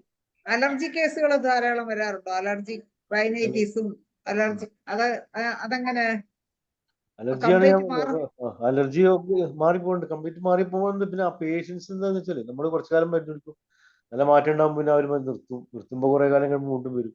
അപ്പൊ നമ്മൾ അവരോട് പറയാനുള്ളത്, നമ്മൾ ഈ ടെസ്റ്റ് ഒക്കെ ചെയ്തിട്ട് ഈ സിറം IgE ഉണ്ടല്ലോ, IgE നോക്കും, അതുപോലെ AEC നോക്കും. അപ്പൊ ഇതൊക്കെ നോർമലായിട്ട് മരുന്ന് നിർത്താൻ പാടുള്ളൂ പറയുന്നത്. എത്ര കുറഞ്ഞാലും അതൊക്കെ ഞാൻ പറയുന്നത്, തുടക്കത്തിൽ നമ്മൾ ഈ പേഷ്യന്റ് നിൽക്കണം എന്നുണ്ടെങ്കിൽ അയാൾക്ക് നല്ല, അവർ ഈ സിട്രിസിനൊക്കെ കഴിച്ചിട്ട് വരുന്ന ആൾക്കാരാണ്. സിട്രിസ് ഇങ്ങനെ കഴിക്കുമ്പോൾ ഒരു കുഴപ്പമില്ല. അപ്പൊ അത് കാരണം പല ആളുകളും അവരുടെ ജോലിക്ക് പ്രശ്നമില്ലാക്കാൻ വേണ്ടി അത് കഴിക്കുകയാണ്. അപ്പൊ അതിന് പകരം നമ്മൾ മെഡിസിൻ കഴിക്കുമ്പോഴും അവർക്ക് ആ ആശ്വാസം കിട്ടാനാണ് നമ്മൾ ചില മദർ ടിഞ്ചറുകൾ ഞാൻ കൊടുക്കും. അതാണ് അറാലിയ റസമോസ.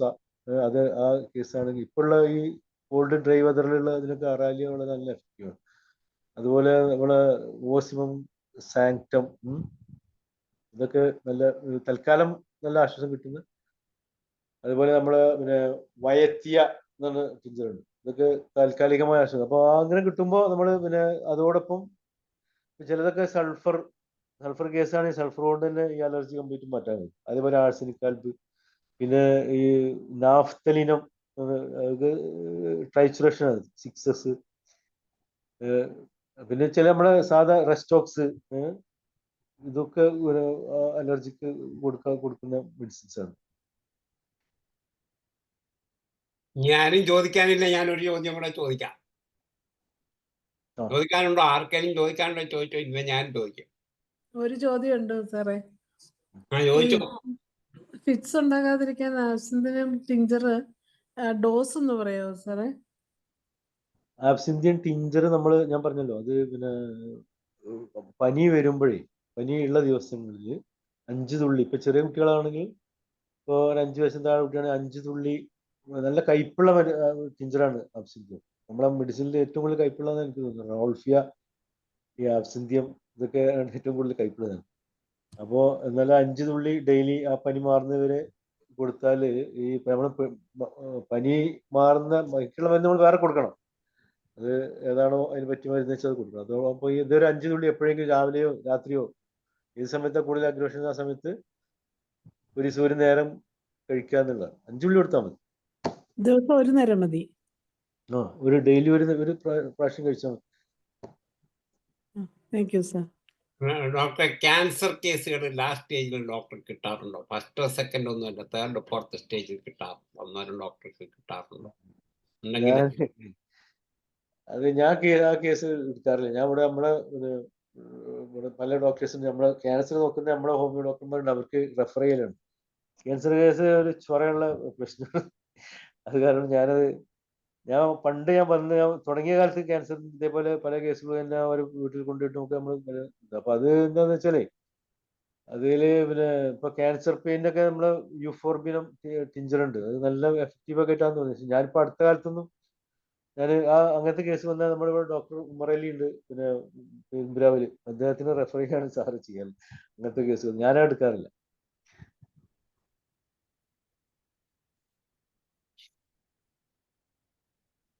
Okay doctor, thank you very much. ഇനി എത്ര മിനിറ്റ് ഉണ്ട്? 10 മിനിറ്റ് കൊണ്ടുണ്ട്. ഏതായാലും ഞാൻ ഒരു കാര്യം കൂടെ പറയാം. ഞങ്ങളുടെ കൊച്ചിയിലെ നരേശൊക്കെ ഉണ്ട് അതിൻ്റെ അകത്ത്. അതിൻ്റെ ലിങ്കൊക്കെ ഡോക്ടർ നരേഷിനോട് പറഞ്ഞാൽ തരും. നമ്മുടെ ഒരു അലുമിനി അസോസിയേഷൻ തുടങ്ങിയിട്ടുണ്ട്, അതിന് കൂടണം. കൂട്ടത്തിൽ പഠിച്ചവരെയെല്ലാം കൂട്ടണം എന്ന് എൻ്റെ ഒരു റിക്വസ്റ്റാണ്. Okay, thank you very much. വളരെ നന്നായിരുന്നു, ഡിസ്കഷനൊക്കെ വളരെ നന്നായിരുന്നു. സ്വന്തം അനുഭവങ്ങളാണ്. അറിയാൻ മേലെന്ന് പറഞ്ഞു, അറിയാവുന്ന പറഞ്ഞു. അതൊക്കെ ഈ ന്യൂ ജനറേഷൻ ഡോക്ടർമാർക്ക് ഒരുപാട് പ്രയോജനം ചെയ്യും. അത് ഇപ്പം ഇവിടെ ഒരുപാട് പേര് വളരെ എക്സ്പീരിയൻസ്ഡ് ഉള്ളവർക്ക് വേണ്ടിയല്ല കൂടുതലും ഇത് ഇപ്പം ഈ പ്രാക്ടീസ് തുടങ്ങി ഉള്ളവർക്ക് വളരെയധികം പ്രയോജനം കാണും. ഡോക്ടറുടെ ഈ കോൺഫിഡൻസും കാര്യങ്ങളൊക്കെ പറഞ്ഞത്. Thank you very much. വളരെ നന്നായിരുന്നു. ഞാൻ നിർത്തുക. ഇനി വേറുള്ളവരൊക്കെ പറയട്ടെ. ഇനി 10 മിനിറ്റ് 9 മിനിറ്റേ ഉള്ളൂ. ബാക്കിയുള്ളവരൊക്കെ ചോദിക്കുക പറയട്ടെ. ഞാൻ ഒരുപാട് ചോദ്യങ്ങൾ ചോദിച്ചു. താങ്കൾ അതിന് വേണ്ടി അറിയാവുന്ന പറഞ്ഞു, അറിയാൻ മേലെന്ന് പറഞ്ഞു. വളരെയധികം നന്ദി, നമസ്കാരം. ഓക്കെ. ഇത് മാത്രം ഒന്നുകൂടെ എംഫസൈസ് ചെയ്യുന്നു. നമ്മൾ കൂട്ടത്തിൽ പഠിച്ചവരെയൊക്കെ കുറിച്ച് പഠിച്ചവരെയല്ല ഒന്ന് കൂട്ടുക. നമ്മുടെ എല്ലാ ശനിയാഴ്ചയും 8 മണി തൊട്ട് 9 മണി വരെ സൂം മീറ്റിംഗ് ഉണ്ട്. ഡോക്ടർ ഏത് ബാച്ചായിരുന്നു ലിങ്ക് എനിക്ക് താങ്കളുടെ നമ്പർ അറിയത്തില്ല. ധനേഷിനോട് ചോദിച്ചാൽ എന്റെ അല്ല, നമ്പർ. കുറിച്ചിൽ ഏത് ബാച്ചായിരുന്നു ഡോക്ടർ? എല്ലാരും കുറിച്ചി പഠിച്ച ആദ്യം തൊട്ട് പഠിച്ചവരൊക്കെ കഴിഞ്ഞ ഞായറാഴ്ച ആയിരുന്നു അതിന്റെ ഉദ്ഘാടനം. കുറിച്ചി പഠിച്ച ഏകദേശം 10-30 പേര് കയറി. കുറെ പേർക്ക് കയറാൻ പറ്റിയില്ല. ലിങ്ക് ഒന്നും ശരിയായില്ലെന്നാണ് പറയുന്നത്. എന്താ ശരിയെന്ന് എനിക്കറിയത്തില്ല. ഏതായാലും തുടങ്ങി വെച്ചു. കൈമള സാർ ഉദ്ഘാടനം ചെയ്തത്. അത് ആദ്യമാണ്. കൈമള സാർ ആദ്യത്തെ ബാച്ചിലെ ഒരു സ്റ്റുഡൻ്റാ. ബാക്കിയുള്ള 1-2 പേരൊക്കെ ബാക്കിയുള്ളവരൊക്കെ മരിച്ചുപോയി. ഫസ്റ്റ് ബാച്ചിലുള്ള ഒരുപാട് പേര് മരിച്ചിട്ടുണ്ട്. അപൂർവം ചിലരെയുള്ള അതിലൊരാളാണ് Kaimal sir. Kaimal sir inauguration ചെയ്ത് അത് എൻ്റെ നമ്പർ വേണമെങ്കിൽ നോട്ട് ചെയ്തു. 9446859431. അതിലോട്ട് ഒരു വാട്സപ്പ് ഇട്ടാൽ ഞാൻ ലിങ്ക് അയച്ചു തരാം. സാറേ, കുറുപ്പ് സാർ എത്രാമത്തെ ബാച്ചിലാണ് അവിടെ പഠിച്ചതെന്നാണ് ചോദിച്ചത്. ഞാൻ പഠിച്ചത് 1971 to 75 ബാച്ചാണ്. DHFSന്റെ സെക്കൻഡ് ബാച്ച്. ഓക്കെ. എനിക്ക് മനസ്സിലായില്ല. വയസ്സും പ്രായമൊക്കെ ആയില്ലേ, ഇപ്പൊ പലതും തെറ്റിപ്പോ. നമ്മളെ കൂടെ ഇരുന്ന് ഉറച്ചു വിളിക്കുമ്പോഴാണ് സാർ കേൾക്കുന്നത്. ഓക്കെ, ഇനി സാറിനോട് ആർക്കെങ്കിലും എന്തെങ്കിലും സംശയം? ഞാൻ ചോദിക്കട്ടെ ശൈല ഡോക്ടറെ? തീർച്ചയായിട്ടും. ജയലളിത. ഓക്കെ, ചോദിച്ചോളൂ ഡോക്ടറെ. ഇത്ര നേരം എടുത്ത സെഷനൊക്കെ നല്ലൊരു സെഷനായിരുന്നു. നല്ലൊരു എക്സ്പീരിയൻസ് മനസ്സിൽ തട്ടിക്കൊണ്ട് പറഞ്ഞത് ഡോക്ടർ നന്നായി. ഞാൻ ചോദിക്കുന്നത് തൈറോയിഡിനെ കുറിച്ച് സാറിന്റെ എക്സ്പീരിയൻസ്. എനിക്കൊരു കേസ് വന്നിരുന്നു. TSH 150 150. അവർക്കൊരു 65-70 വയസ്സിന്റെ അടുക്കേ ഉണ്ട്. അപ്പൊ അതെങ്ങനെ അത് കൊടുക്കുന്ന മെഡിസിൻ എങ്ങനെയായിരിക്കും സാറിന്റെ എക്സ്പീരിയൻസിൽ ഒന്ന് പറയാമോ? അവർക്ക് ഭയങ്കര പാൽപിറ്റേഷൻ ആണ്. ഉപ്പ് ഡിസയർ ഫോർ സോൾട്ട് ആണ്. നല്ലപോലെ ഭക്ഷണം കഴിക്കും. ക്ഷീണിച്ചാ ഇരിക്കുന്നത്. ഫാൻ ഇടത്തില്ല. ഞാനേ ഇങ്ങനെയുള്ള കേസുകൾ ഇങ്ങനെ വല്ലാതെ കൂടി വരുമ്പോഴേ ഫസ്റ്റ് ഇത് പെട്ടെന്ന് കുറക്കുക എന്നുള്ളതാണ്. ഇപ്പൊ ഇവര് കൊടുക്കുന്ന ഹോർമോൺ ടാബ്ലറ്റ് ഉണ്ടല്ലോ, തൈറോക്സിൻ ടാബ്ലറ്റ് കൊടുക്കുന്നതിന് ബദല് നമ്മള് മെഡിസിൻസ് കൊടുത്തിട്ട് അത് വേഗം കുറക്കുക എന്നുള്ളൂ. പിന്നെ നല്ല ഒരു കുറവ് വരുമ്പോഴാണ് നമ്മൾ നമ്മുടെ സിംറ്റമാറ്റിക് ആയിട്ടുള്ള റെമഡീസ് കൊടുക്കാറുള്ളൂ. അതിൽ പ്രധാനമായിട്ടും നമ്മൾ കൊടുക്കുന്ന റെമഡിയാണ് ഇപ്പൊ ഈ കൽക്കേറിയ കാർബ് 3x, അതുപോലെ തൈറോയിഡിനം 6x, പിന്നെ പിറ്റ്യൂട്ടറിനം 6x, അതുപോലെ ഈ ഒരു ഫ്യൂക്കസ് വെസൈക്കുലോസിസ് തന്നെ ടിഞ്ചർ. ഇതെല്ലാം കൊടുക്കല്ല. ഇതില് നമ്മളെ ഏറ്റവും ആപ്റ്റ് ആയിട്ടുള്ള ഈ കേസിനനുസരിച്ച് അവരുടെ ശരീരപ്രകൃതിയൊക്കെ നോക്കി അനുസരിച്ച് ഹൈപ്പോതൈറോയിഡിസം പേഷ്യന്റ് ആണെങ്കിൽ കുറെ കൽക്കാരി കാർബ് മോഡലായിരിക്കും മിക്കവാറും. പിന്നെ അങ്ങനെ അല്ലാത്ത ആണെങ്കിൽ നമ്മള് തൈറോയിഡിനും 6x കൊടുക്കാം. പിന്നെ ഈ കൽക്കാരി കാർബ് മോഡലുള്ള ആളുകൾക്ക് തന്നെയാണ് ഈ ഫ്യൂക്കസ് വെസൈക്കുലോസിസും കൊടുക്കാറുള്ളത്. അപ്പോൾ ഞാൻ എല്ലാം കൊടുക്കില്ല. ഒന്ന് കൊടുത്തിട്ട് കുറയണില്ലെങ്കിലാണ് അടുത്ത സ്റ്റെപ്പിലേക്ക് പോകുള്ളൂ. ഒന്ന് കുറച്ചങ്ങനെ കൂടുതൽ കഴിച്ചതിന് ശേഷം 2 മാസം 1.5 മാസം 2 മാസം കഴിയുമ്പോൾ ചെക്ക് ചെയ്ത് കുറച്ച് കൊണ്ടുവരാൻ ചെയ്യാം. അവര് ക്ഷീണിച്ചിരിക്കുകയാണ് ഡോക്ടർ. നല്ല ക്ഷീണിച്ചിരിക്കണത്. അവർക്ക് അറിയില്ലായിരുന്നു ഇതെന്ന്. അവര് അലോപ്പതി മെഡിസിൻ ഒന്നും കഴിച്ചിട്ടില്ല. എന്റെ അടുത്ത് ഇങ്ങനെ ഭയങ്കരമായിട്ട് നെഞ്ചിടിപ്പും ആള് ക്ഷീണിച്ചും കണ്ണിന്റെ തടത്തിലൊക്കെ നീർദോഷം കണ്ടിട്ട് ഡൗട്ട് തോന്നിയിട്ട് ഞാൻ ചുമ്മാ എഴുതി കൊടുത്തതാണ്. അപ്പോഴാണ് സംഗതി ഇങ്ങനെ കണ്ടത്. ഞാൻ കൊടുത്തത് ബെല്ല് 3x ആ ഡോക്ടറെ. ബെല്ല് 3x കൊടുത്തിട്ട് നല്ലോണം 150 ഉണ്ടായിരുന്നു, നേരെ പകുതിയായി 65 വന്നു. പിന്നെ നേട്രമ്യൂറും കൊടുത്തിരുന്നു 3x. നല്ലോണം കുറഞ്ഞു. പക്ഷെ കംപ്ലീറ്റ് പോണില്ല. അതാണ് ഒരു പ്രശ്നം. ഡോക്ടർ പേഷ്യന്റ് ചില്ലിയാണോ ഹോട്ടാണോ? അവര് ചില്ലിയാണെന്ന് വെച്ചാൽ അവര് അങ്ങനെ ഫാൻ ഇടൂല, അവര് ഫാൻ അങ്ങനെ വേണ്ട, അവർക്ക് പുതക്കൂല അങ്ങനെ. പിന്നെ വന്നിട്ട് അങ്ങനെ അങ്ങനെ പ്രത്യേകിച്ച് അതിനെ കുറിച്ച് അവരൊന്നും പറയുന്നില്ല. അങ്ങനെ തണുത്ത വെള്ളം കുളിക്കുള്ളൂ, വെള്ളം ചൂടാക്കിയൊന്നും കുളിക്കൊന്നുമില്ല. ഭയങ്കര ക്ഷീണിച്ചിട്ടായിരിക്കുന്നവര്. നേട്ടമുറിന്റെ കേസ് ആണെങ്കിൽ നേട്ടമുറന്നെ മതിയാവുമല്ലോ. നേരത്തെ ഒക്കെ പറയുന്ന കേട്ടിട്ട് നേട്ടമുറാണെന്ന് തോന്നുന്നു. നേട്ടർമ്യൂറാണെന്ന് എനിക്കും തോന്നുന്നു. പക്ഷെ നേട്ടർമ്യൂർ ഞാൻ കൊടുത്തിട്ടുണ്ട്. ബെല്ലുമലാണ് നല്ലോണം കുറഞ്ഞ, ബെല്ല് 3x നല്ലൊരു ആക്ഷൻ കിട്ടി. ഓക്കെ ഡോക്ടറെ, thank you. Okay Jayalalitha doctor. Saleem Kumar doctor hand raise ചെയ്തിട്ടുണ്ടായിരുന്നു. സലീം കുമാർ ഡോക്ടറെ കോ ഹോസ്റ്റ് ആക്കിയിട്ടുണ്ട്. ഇനി സംസാരിച്ചു നോക്കൂ. ഇനി ഒന്ന് അൺമ്യൂട്ട് ചെയ്യാൻ ശ്രമിച്ചേ ധനേഷ്, അല്ല സലീം കുമാർ ഡോക്ടറെ കോ ഹോസ്റ്റ് ആക്കിയിട്ടുണ്ട്. പുള്ളിക്ക് മറ്റേ പേഷ്യന്റും വന്ന് കാണും. എന്താന്നറിയില്ല. ഞാന് കോ ഹോസ്റ്റ് ആക്കിയിട്ടുണ്ട്. ഇനി എന്താ ചെയ്യാ? പിന്നെ ഇനി ആർക്കെങ്കിലും, നമ്മളെ സമയം ഏകദേശം വൈൻഡപ്പ് ചെയ്യാൻ സമയമായി. ഹരിഹരൻ സാറിന് എന്തെങ്കിലും പറയാനുണ്ടോ? ഹരിഹരൻ സാർ വീഡിയോ ഓൺ ആക്കിയിരിക്കുന്നത് കണ്ടു. സാറിന് എന്തെങ്കിലും സംസാരിക്കാനുണ്ടോ? ഹരിഹരൻ സാറ് പോയോ? സലീം കുമാർ ഡോക്ടർ ഒരു ചോദ്യം ചോദിച്ചിട്ടുണ്ടായിരുന്നു ചാറ്റ് ബോക്സിൽ, അക്യൂട്ട് ആസ്മയ്ക്ക്. അക്യൂട്ട് ആസ്മ, ഓ ശരിയാണ്, അതായിരിക്കും acute asthma, how we can manage. Sir അതോടെ ഒന്ന് പറഞ്ഞിട്ട്. അക്യൂട്ട് ആസ്മ വരുമ്പോ നമ്മൾ താൽക്കാലികമായിട്ട് പെട്ടെന്ന് കുറക്കണ്ടേ, വലിവ് പെട്ടെന്ന് കുറയണല്ലോ. ഞാൻ ഈ പറഞ്ഞ പോലെ പൊട്ടൻസി അല്ല അപ്പൊ കൊടുക്കുക. ഈ കൊടുക്കുന്നത് ഇപ്പൊ ഈ ആസ്പിഡോസ്പെർമ ടിഞ്ചർ കൊടുക്കും. ആസ്പിഡോസ്പെർമ ടിഞ്ചർ റിപ്പീറ്റഡ് ഡോസുകൾ 10 ഡ്രോപ്സിന്റെ അത് അടുപ്പിച്ച് കൊടുക്കുമ്പോൾ പെട്ടെന്ന് വലിവ് കുറയാറുണ്ട്. അതുപോലെ ഈ ചിലപ്പോ കഫം കെട്ടൊക്കെ കൂടുതൽ ടൈപ്പ് ആണെങ്കിൽ സെനേഗ ടിഞ്ചർ കൊടുക്കും. പിന്നെ അതിന്റെ കൂടെ സാമ്പക്കസ് നല്ല ഒരു അക്യൂട്ട് റെമഡി ആയിട്ട് തോന്നിയിട്ടുണ്ട്. സാമ്പക്കസ് 30 കൊടുക്കുമ്പോൾ ഈ പറഞ്ഞ അക്യൂട്ട് മാനേജ്മെന്റ് നല്ല കാര്യമായിട്ട് ആസ്പിഡോസ്പെർമ കൊടുക്കുമ്പോഴാണ് പെട്ടെന്ന് മാറ്റം വരാറുണ്ട്.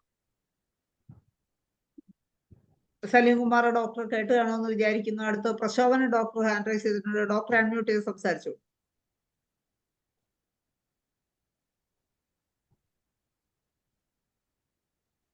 പ്രശോഭന ഡോക്ടർ സംസാരിക്കുന്നുണ്ടോ?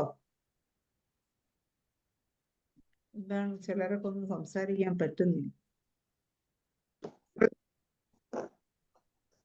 പ്രശോഭന ഡോക്ടറെ സംസാരിക്കൂ. പത്മകുമാരി ഡോക്ടർ ഹാൻഡ് റൈസ് ചെയ്തിട്ടുണ്ട്. പ്രശോഭന ഡോക്ടറെ ഞാൻ കോ ഹോസ്റ്റ് ആക്കിയിട്ടുണ്ട്. സലീം കുമാർ ഡോക്ടറെ ആക്കിയിട്ടുണ്ട്. പിന്നെ സലീം കുമാർ ഡോക്ടർ ക്വസ്റ്റ്യൻ വന്നു. പ്രശോഭന ഡോക്ടർക്ക് അൺമ്യൂട്ട് ചെയ്ത് സംസാരിക്കാം. അപ്പോഴേക്കും പത്മകുമാരി ഡോക്ടർ സംസാരിച്ചോളൂ. ഹലോ. സംസാരിച്ചോളൂ ഡോക്ടർ. ഡോക്ടർ, ഞാൻ നാസർ ഡോക്ടറെ ക്ലാസ്മേറ്റ് ആണ്. ഡോക്ടറെ, സന്തോഷമുണ്ട് കേട്ടോ. ഞാൻ ക്വസ്റ്റ്യൻ ചോദിക്കാനൊന്നും അല്ല, ഇത്ര എക്സ്പീരിയൻസ് ആയിട്ടൊന്നും അല്ല, പക്ഷെ സന്തോഷമുണ്ട് ഡോക്ടറെ കണ്ടതിന്. ഡോക്ടർ ഓർക്കുന്നുണ്ടോ എന്ന് എനിക്കറിയത്തില്ല. ഞാൻ കോട്ടയം തന്നെയായിരുന്നു, പനച്ചിക്കാടുള്ള ആളായിരുന്നു ഞാൻ. ഡോക്ടർ ഇപ്പോഴും ഓർക്കുന്ന ഒരു സംഭവം ഉണ്ട്, അതൊന്ന് പറയാനായിട്ട് വിളിച്ചതാ. ഡോക്ടർ അന്ന് ഫസ്റ്റ് ഇയറിൽ വെച്ച് ഹിപ്നോട്ടിസത്തിന്റെ ക്ലാസ്സിൽ വന്നൊരു സാറിനെ വിളിച്ചു. ഡോക്ടർ ഓർക്കുന്നുണ്ടോ? ഹിപ്നോട്ടിസം പഠിപ്പിക്കാൻ ഒരു സാറ് വന്നു നമ്മളെ. ആ സാറിനെ ധനേഷിനെ ഒക്കെ വെച്ചിട്ട് ദുബായിലൊക്കെ വിട്ടത് ഓർക്കുന്നുണ്ടോ? ഞാൻ ഡോക്ടറെ ഇപ്പോഴും ഓർക്കുന്ന ആ ഒരു സംഭവത്തിനാണ്. പിന്നെ ഡോക്ടർ അങ്ങ് കംപ്ലീറ്റ് മാറിപ്പോയി കേട്ടോ. എനിക്ക് കണ്ടിട്ട് മനസ്സിലാകുന്നേ ഇല്ല. എന്തായാലും വളരെ സന്തോഷം ഡോക്ടർ ആണെന്നൊക്കെ. നമ്മുടെ ക്ലാസ്മേറ്റ്സ് ഇങ്ങനെയൊക്കെ വരുമ്പോഴത്തേനും സമയവും സൗകര്യം കിട്ടുകയാണെങ്കിൽ ഞാൻ IFPHൽ മിക്കവാറും കയറാറുണ്ട് ഈയിടെയായിട്ടൊക്കെ. എന്റെ സന്തോഷം കണ്ടതില്ലേ. മക്കൾ 2 പേരും ഹോമിയോ ഡോക്ടർമാരാണ്. ഇതൊക്കെ അറിഞ്ഞതിൽ വളരെ സന്തോഷം. ശരി ഡോക്ടറെ. Okay, thank U. സാർ, ഈ സ്കിൻ ടാഗിന് എങ്ങനെ മാനേജ് ചെയ്യുന്നത്? സ്കിൻ ടാഗ്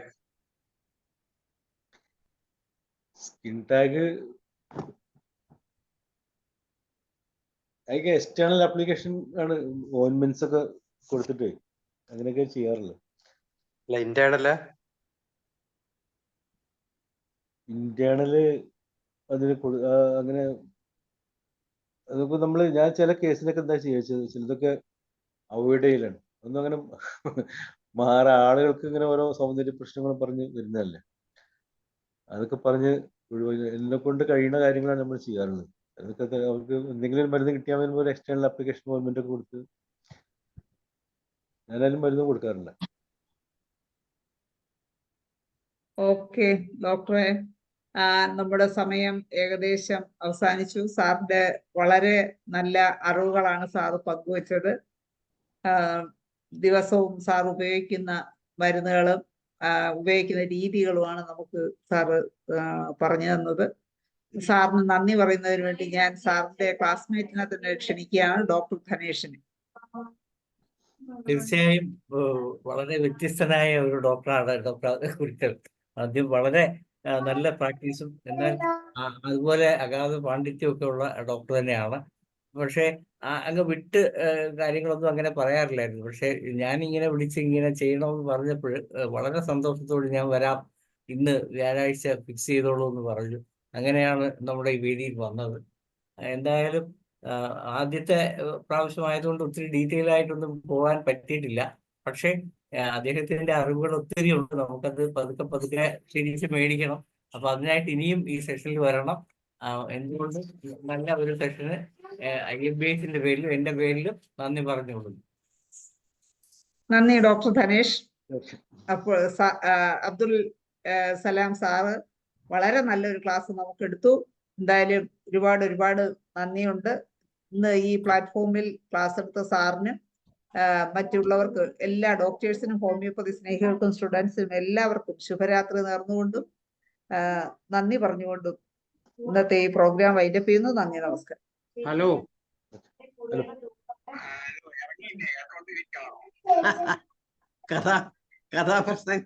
കഥാപ്രസംഗം കേട്ടോണ്ടിരിക്കും.